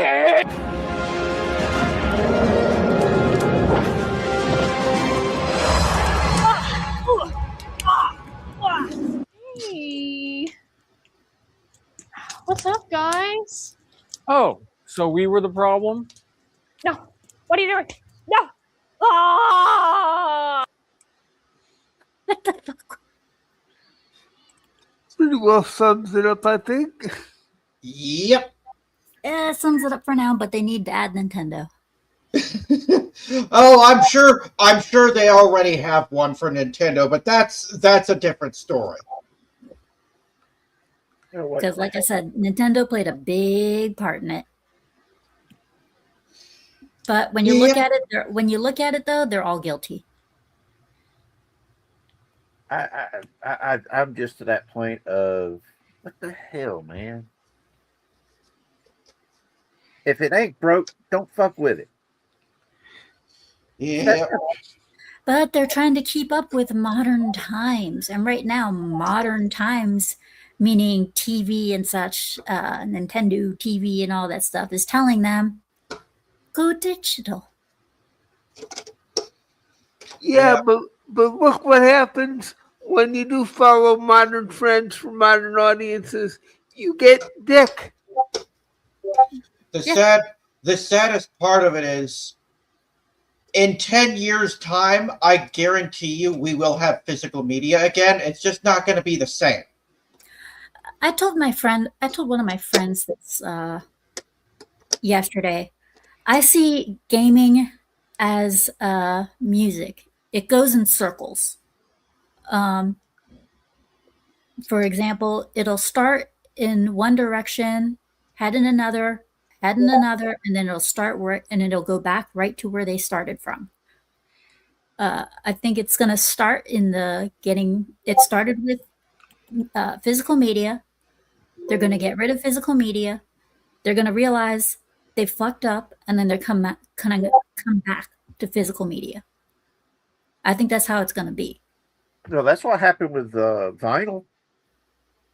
Yeah, now it's vinyl and CD. So what we had strictly physical, then we had physical digital, then we're going to go into digital, and then I have no doubt in my mind they're going to go either straight back to digital, physical digital, or just flat out physical. It's going to be one of the two. Because they're going to realize they fucked up. Because first they have to learn their lesson. Because, I mean, my mom and dad had a massive amount of vinyl records. And Marcella's right. All have sinned. Yeah, everybody has. They've all sinned. Yep. And hell, there was only one being on Earth that that supposedly didn't sin. That was Jesus. Did Jesus play video games? No. Only because they didn't have video games at the time. If they did, I guarantee you he'd be a gamer. He would have if he was playing. We would learn some really cool, inventive profanity that was divinely inspired. Well, I heard that Jesus did actually, go and talk to God about it. And, he's like, Dad, I really need something else to do. I know they're going to invent video games in a few thousand years. What do you say? Can we start a little early? And God said, well, actually, I'm not into it, so you got to wait. And no, you can't have a raise in your allowance. Oh, I tell you, man, I'm just looking at this stuff and wishing. Damn. I never thought I'd say this, but I'm actually glad that I can't really see the use of stuff anymore because it would probably piss me off. I just look at it, to the point of these people that are doing this. They literally are being obtuse. They're making it harder for them to make the money that they want to make, and I don't get it. I really. And like I said, when they had both digital and physical, they were reaching a wider market. They could sell to more people. Doing this limits the amount of people they can sell it to. They can sell their items to. Exactly. That's why I don't. They're punishing themselves. This is not going to come out in their favor. It already hasn't. See, to me, the whole point of being in business is producing a good product, keeping that product high quality so people will throw money at you. It's that simple. Produce a product that the people want and they will throw money at you. I honestly think that a lot of these big companies today need to give their executives and the people that work there take them back to basic high school, economics. That's just it. They don't teach that in school no more. I know. That's what I'm saying. They need to go back there because then people who actually are running these companies would actually know before they started what the objective is. The thing is, though, is that some of the best bosses for Sony have retired already. Have you brought them back? I mean, some of them the ones that have retired have said already, what are you doing? They've already spoken up about it, saying, this is the stupidest thing you could do. A lot of them already have. The American one that was part of Sony Santa Monica, the Japanese one, they were all like, what? A lot of them are like, what the hell? But the modern ones right now, they're like, we don't give a fuck.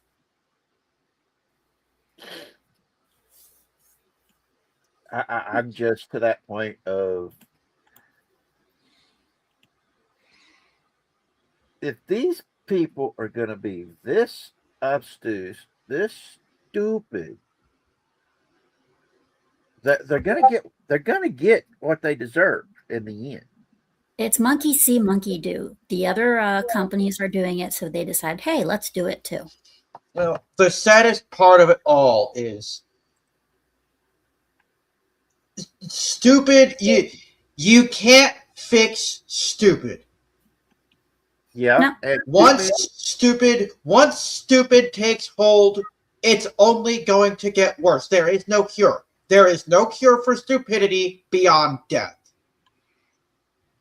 And unfortunately, there's an entire generation that's gone through the indoctrination centers that are considered modern day higher education that has pushed this ideology that's so fucking toxic. I love what Jason Love says in the chat. Says, survey says they are douche canoes. Yep. That sums it up perfectly. Ding, ding, ding. We have a winner. Jason, you go out of the bonus round. But I honestly think, like I said, it's like it's like a circle. I have no doubt in my mind that once they realize they've fucked up as bad as they have, they're going to go back to physical. And I mean, just hope it's not too like late by I the time said, they do. Microsoft, Xbox, they've already said we intend on going fully digital eventually. Even though we intend on going fully digital, they said we intend on going fully digital. We're not even going to make another console. Well, guess what? They're making another console, but they're now flopping. They're only surviving via Game Pass, which is strictly digital. Well, I And think most of their games, and they're moving most of their games onto PC. Then you have Steam, which is strictly digital. And then, of course, you have PlayStation, which up until 2028 will have physical and digital for the moment. And then come 2028, that's all going to change. Now, a lot can happen between now and 2028. That is definitely for sure. But as it stands right now, things are not good. And until Sony takes its head out of their ass, they're not going to see that. But as it stands right now, things do not look good. Hopefully, like I said, once they realize they have majorly fucked up, they will go back to adding on physical media. I still believe that it will it'll go around in circles. But I think the point was rightly made a moment ago. By that time, is there going to be anything left? I mean, I think there will be. Yeah, I'm not saying, and what I mean by I think there will be, I'm saying the interest in gaming will still be there. People will not stop gaming because of this, but I think people will still be looking out for, because I mean, hey, there's eBay and stuff. I think people will still be keeping an eye out for, because of eBay, their physical discs. Now, however, the moment they hear the word physical media, I have no doubt in my mind people are going to jump back on that bandwagon because they want to physically own their games. Yeah, the sad thing is it's getting to the point where eventually all physical media is going to mean is it is a physical version of the digital product with all the same rules. You don't own the actual physical disc anymore. And once we decide to discontinue it, they'll pull what Redbox used to do if you kept a movie or a game too long. Eventually, it'll reformat and it'll be just a blank, empty disc. That's where we're headed. Yeah, because that's a thing that Redbox used to do, and even Netflix in its early days when it was a media delivery service. If you kept something too long and you forgot to return it, eventually, once it passed that deadline, the disc would reformat, and you'd basically be holding an empty shell. However, like I said, a lot can happen between now and 2028. However, also, Sony's been going through a lot of lawsuits for many various different things. They can only, and eventually they're going to realize what's been going on, what's going wrong. And a lot of these lawsuits that they're going through right now have to do with the same thing. And that's either price or the physical media. And so, yeah, and the EU, they're probably going to realize, oh shit, we're gonna have a lot of problems too. Brazil, bravo to them. I really do hope that Brazil does something, because if Brazil does step up and do something, then maybe the EU will as well. I'm looking at the fact that there are so many of these dumbasses that have, all right, video games have made more money in the short amount of time they have existed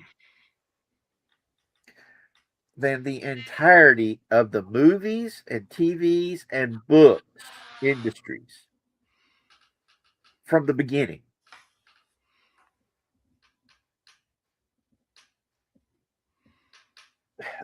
Because I remember back in the day when people looked at video games, oh, that's just going to be a passing fad, blah, blah, blah. Mainstream movie studios, they had a chance back in the day to get in on that money making, and they blew it off. The animators, they blew it off. That's one of the reasons why it took so long for computer animation to get good. And now, another thing is, so like they said, like is what's been mentioned, is a lot of this also comes down to contractual freedoms. So a lot of this also has to do with the companies themselves going up to Sony saying, we want to do digital only. Yeah. So if that's the case also, then they are extremely at fault for this. So if that's the case, and it's the game developers pushing for it, yeah, there is that possibility. But I'm looking at the fact that, because as it says in the mind virus that has been destroying the movie industry, the TVs, the mainstream media stuff, movies, TV, and comic books and everything. It got invaded by the mind virus. They haven't produced anything that's really hit our imaginations, that has held things up. Instead, it's destroyed half-century long IPs that were literally money printing machines. Okay, Star Trek, Star Wars, Marvel, these things printed money. DC also printed money. In the UK, if it had the Doctor Who logo slapped on it, it printed money. And so from what I'm seeing, here's the thing. Okay, this is a little small tangent to hit what I'm trying to touch on. I'm going to use the Doctor Who and thing again here. All right, same toy. They would have the Judy Whittaker Doctor Who logo slapped on it. Nobody would buy it. So they took a sticker and slapped on the Matt Smith logo onto it. And guess what happened to that exact same toy? It sold gangbusters. Because Matt Smith was a good doctor. Yes. Now, why am I bringing that up? Because the Judy Whittaker and Shitty Gatwa era of Doctor Who, the stories were so bad that even lefties were saying the stories suck. What the hell? Jon Favreau is pretty much a left-wing dude. But he was seeing what Kathleen Kennedy was doing to his beloved Star Wars, and he didn't like it. So he went and tried to save it. And damn near single-handedly saved it. Until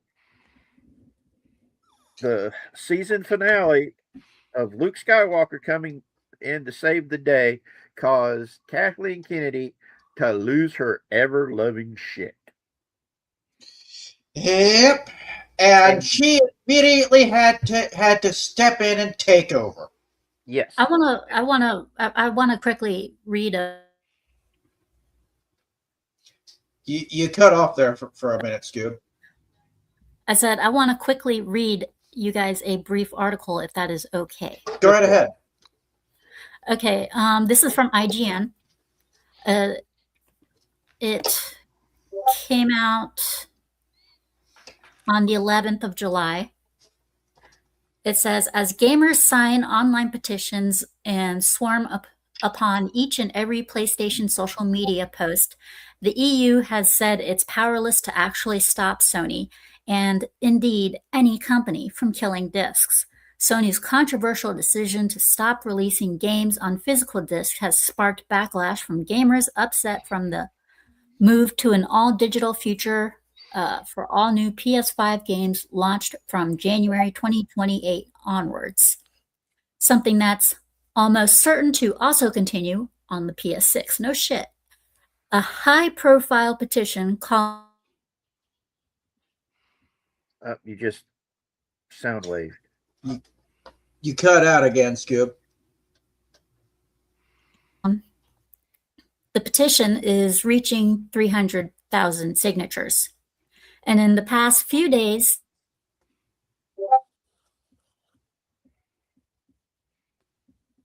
screenshots of canceled PlayStation Plus subscriptions. Some had hoped that the EU, which has a record of strict consumer protection, might aid the cause. But Ireland's EU commissioner has said Sony cannot be stopped from doing away with physical discs. As reported by the Irish Mirror, European Commissioner for Consumer Protection, Michael McGrath, said the EU is unable to step in. He says, I quote, "It does come down to commercial and contractual freedoms, and companies are free to offer games and services in the manner that they see fit, provided consumer rights are fully protected in line with national and EU law," he says. At this time, we did have to consider a European citizens' initiative on this question of whether games should continue to be available after a new edition of the game has been brought forward, end quote. Part of the backlash around Sony's decision to kill disc has to do with the ownership and preservation. Last month, the Stop Killing Games campaign suffered a setback when the European Commission said it was unable to propose a legal obligation to keep video games playable after they stop being provided commercially due to existing intellectual property rights. Under EU copyright law, the Commission said rights holders enjoy exclusive rights over their creations. The Commission pointed to existing EU consumer law, which forces video game publishers and developers to inform consumers about the duration and the conditions for terminating the contract before the consumers to sign for the video game. The Commission did, however, say it would talk with the games industry and consumer representatives to draw up on an industry code of conduct on managing video games end of life. With the EU out of the picture, will the online backlash, of course, be enough for Sony take Sony into a U-turn? Not a chance, says Dr. Sekan Toto, CEO of Japanese game industry consultancy firm Kantan Games. He suggested that 500,000 people could cancel their PlayStation subscription in protest, but it would just be a drop in the ocean for Sony, which is not going to change its mind. He says, and I quote, "I sympathize with physical media fans, but Sony will not reverse this decision." They, of course, knew what the online reaction would look like, and they now wait for the storm to pass. Sony has over 120 million active PlayStation users, he continued. Around 50 million people subscribe to PlayStation Plus as a thought experiment. Let's say 500,000 cancel in protest. That would be just 1% of that business gone. Of course, not enough for Sony to start rethinking digital is just too lucrative. For Sony, going all digital for new game releases will earn more money from every sale at a time when console sales are expected to plummet due to rising cost. For first-party PlayStation games such as The Last of Us, Sony will only keep around 65% of the money from a physical copy, with around 30% of the going to the retailer, and roughly 5% on manufacturing costs. Meanwhile, for a physical copy of a third-party game, such as Activision-published Call of Duty, Sony will get a licensing fee, likely around 15%. For downloads, however, the margins are much higher. For first-party games sold via Sony's own PlayStation Store, the company obviously receives 100,000 of the revenue. Not 100,000. I'm sorry, 100% of the revenue. For third-party games such as Call of Duty, meanwhile, Sony keeps 30% of the cut, so roughly $21 to $70 a game. Overnight, Santa Monica Studios confirmed that God of War Laufey will be available on disc. Well, if you've seen what that game looks like, you wouldn't want to buy it in the first place. Suggesting its launch will arrive in 2027. Insomniac has also confirmed Marvel's Wolverine will be released on disc. Well, I've heard bad things about Marvel's Wolverine, so yeah. And God of War Laufey. I don't know if you guys have seen clips of that. Yeah, I haven't. I didn't even know. I didn't even know God of War Laufey was even a thing. Yeah, you play as his wife. I mean, it sounds like an awesome concept. You play as his wife? You play as his late wife. Yeah, the one who reportedly, who according to the games apparently beat both Thor and Kratos in a fight. Okay. With that kind of a reputation, that sounds like a kick-ass concept for a game. How could you screw something like that up with the reputation you have? That's easy. Girl boss. Yeah, it is. It's Girl Boss.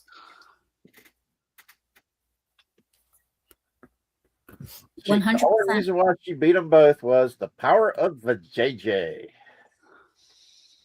Which I have to admit, the power of the JJ is pretty dang strong. But that's only because of, well, I am a dirty old man. We weren't going to say you did. Yep. Hey, we've got to laugh or we'll cry, you know. So true. Because they'll take that. I mean, for the love of God, they did the same thing to Star Wars. She was perfect the whole time. She just needed to figure it out. Rey. I mean, Luke Skywalker had to learn how to be a Jedi. Rey automatically knew just because she had a JJ. And don't get me started on Jodie Whittaker. Yeah. But yeah, that's how things are right now.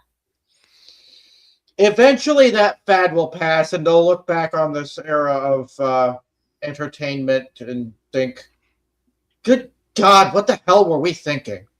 Can we brush this under the rug and never talk about it again? I don't think so, because you know how hard they'd have to work to stomp that tile down under the rug once they brushed it under. I know, right? I mean, 15 years? Yeah, that's going to be hard to do. I mean, yeah, that is a long era of human history. Can you? I do have to admit, okay, I'm hoping future generations will see all of the JD Vance memes, the drinking of hot dog water and him being the big fat tub, being able to like blow shit up with just clapping his hands and all this other, and laser light shooting out of his eyes and all that. I'm hoping future people will be like going, holy shit, that was the vice president? Oh man, that would be so cool. I'll be 90 or so if I'm unlucky enough to still be alive, going, yes, J.D. Vance kicked everybody's ass back in the day. And all the kids be believing that shit. That would be so cool. Sorry. Not sorry. I want that to happen so bad. You know, Of course you do. I think we really should have brought the tangent belt today. Oh, yeah, I should have pulled it out when we brought up the B for Bildo thing. Yeah. I really wish we hadn't discussed that. And Carlos Fish says, no, they won't. They're incapable of looking and thinking. Very true. Yeah, that's fair. But yeah, I feel like the PlayStation is kind of like Nintendo, where they think they're too big to fail. No one is true. There is no such thing as too big to fail. There is just a point where you cross a threshold where you're financially successful enough that it's difficult to fail. Yeah. Unless you're Mr. Beast. Mr. Beast has tried probably 20 times to cancel himself, and he couldn't. Well, remember, this is also the dude that defended his buddy who went trans and had been grooming kids on their Discord server. Yeah, that's true. And for some reason, powers that be in the media are more than willing to cover that shit up. Because it doesn't line up with, but actually no, let's not go down that road. Yeah. We'll save that for another show. Yeah. That's for fireside chats. Yeah, and we especially don't want to talk about it on YouTube because odds are that can draw the ire of, we're going to delete your channel. Yeah. Yep. The YouTube demons. Yep. But I mean, this whole bit,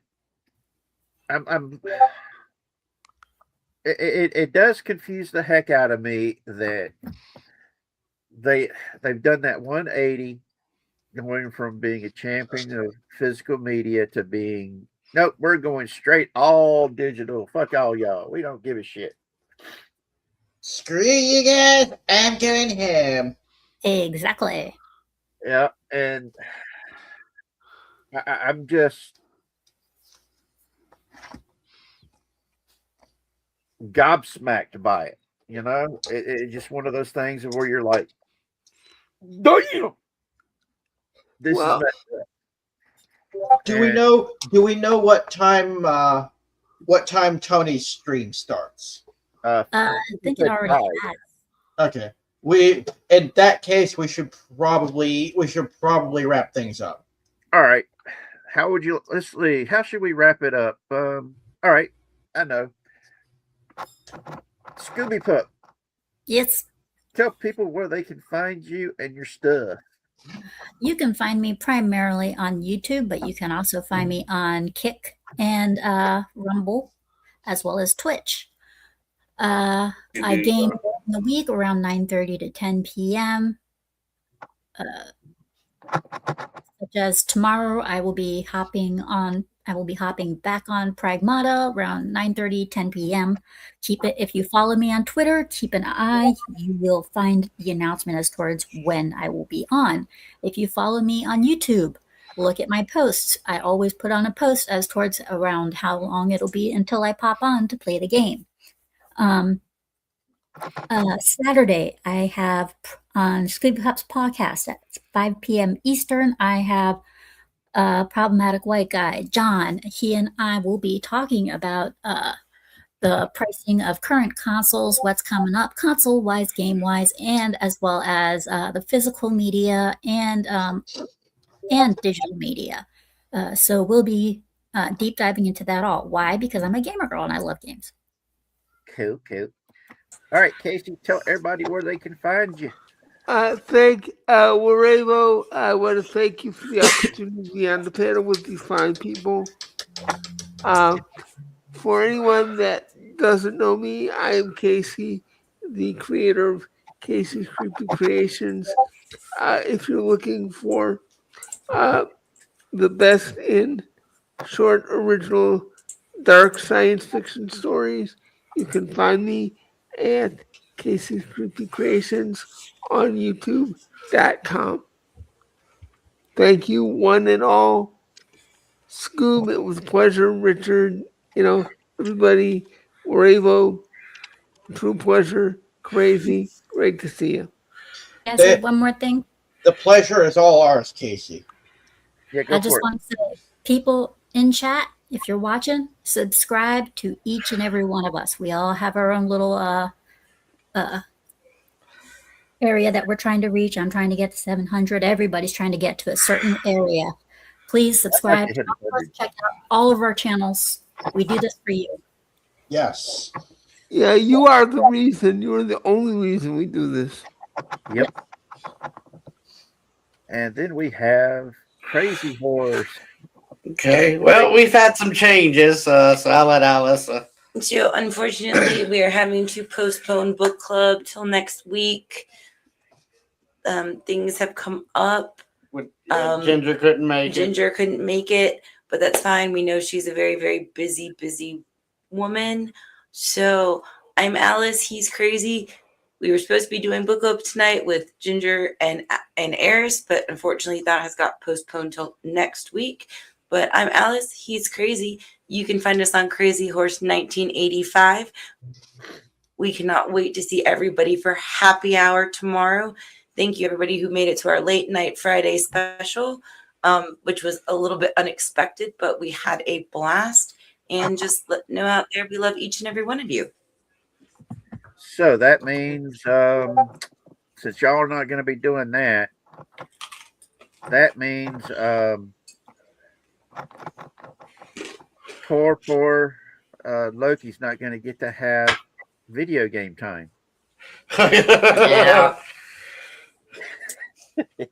Aw. Yeah. Or listen to his records or anything. Yeah. And hey, Juareavo, thank you and Richard for being our gracious host this afternoon. Oh, thank you for coming. It's always a pleasure and a joy to have you. I appreciate that.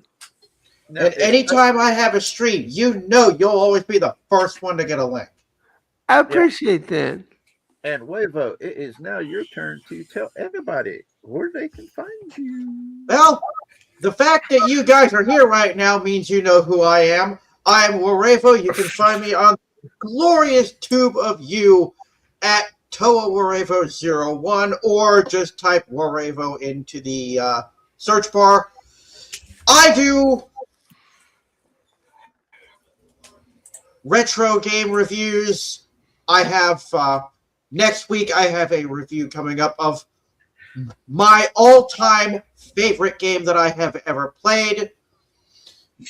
So something to keep an eye out. I also have a few other things that I'm experimenting with at the moment. So I have a few new things coming up. So keep your eyes out for that as well. Sweet. And everyone, thank you guys for coming for Juareavo's special deep dive. And I'm grateful he asked me to host it. Don't forget to plug yourself, Richard. This is you are the host, so don't forget to plug yourself. Well, Wednesdays or Friday night are for our fireside chats. This Wednesday for fireside chat, we've got some pretty interesting stuff to talk about. Today, the news broke that Lindsey Graham had passed unexpectedly. He wasn't one of my favorite people, but yeah, we will be saying goodbye to him on Wednesday. Yeah, I don't care who it is. It's always sad when somebody passes. Yep. And the fact he's from South Carolina, and that hits home because, well, that's right next door to me. And yeah, hopefully we'll have more information about what's been going on with Mitch McConnell and to talk about this Wednesday. And Wednesday, I will be coming back from my first appointment with the acupuncturist, which will hopefully mean I will have some pain relief. And that also means if I have enough pain relief, I will do the happy dance on camera. So, Richard, don't be too ambitious now, son. Hey, if I'm not feeling pain, and I'm willing to do a little happy dance. Hey, don't lie. I kind of want to see Richard do the Trump dance.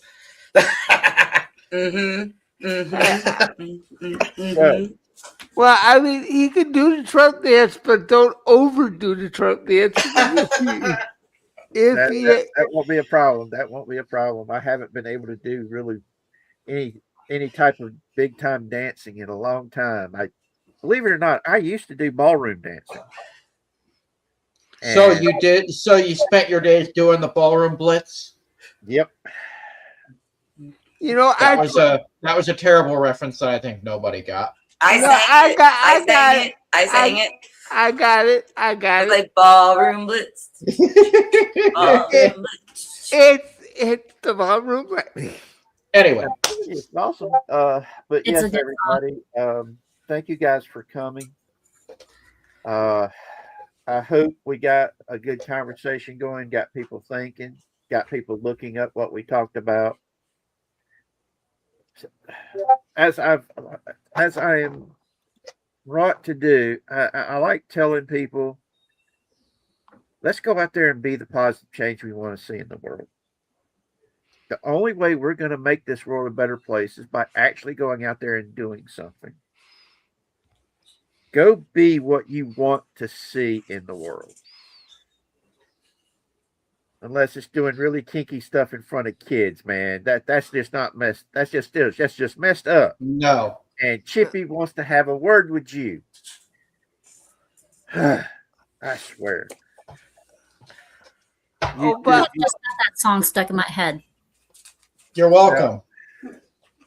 And the man in the tent said, "Boy, I had to warn you." Go out there, be the and remember to share the stuff you love with others. Whenever you talk about something you love, people can't help but hear the love in your voice. And when you express what you love about it, that's going to make them want to look into it. And as we all know, this world needs a hell of a lot more love into it. So let's go out there, be a positive change in the world. Share what you love. Be kind to each other. And remember, you are not alone. And you are most definitely loved, even if it is by a broken old fool like me. Richard, we gotta work on your outro, son. Yeah, true. But you gotta admit, I like telling people I love them. I know, but we gotta do something about the last little bit. Now, broken, absolutely. Old, maybe. Fool, absolutely not. Hey, the reason why I say I'm a broken old fool is because I'm a fool who is in love with you. Oh, God. I knew something.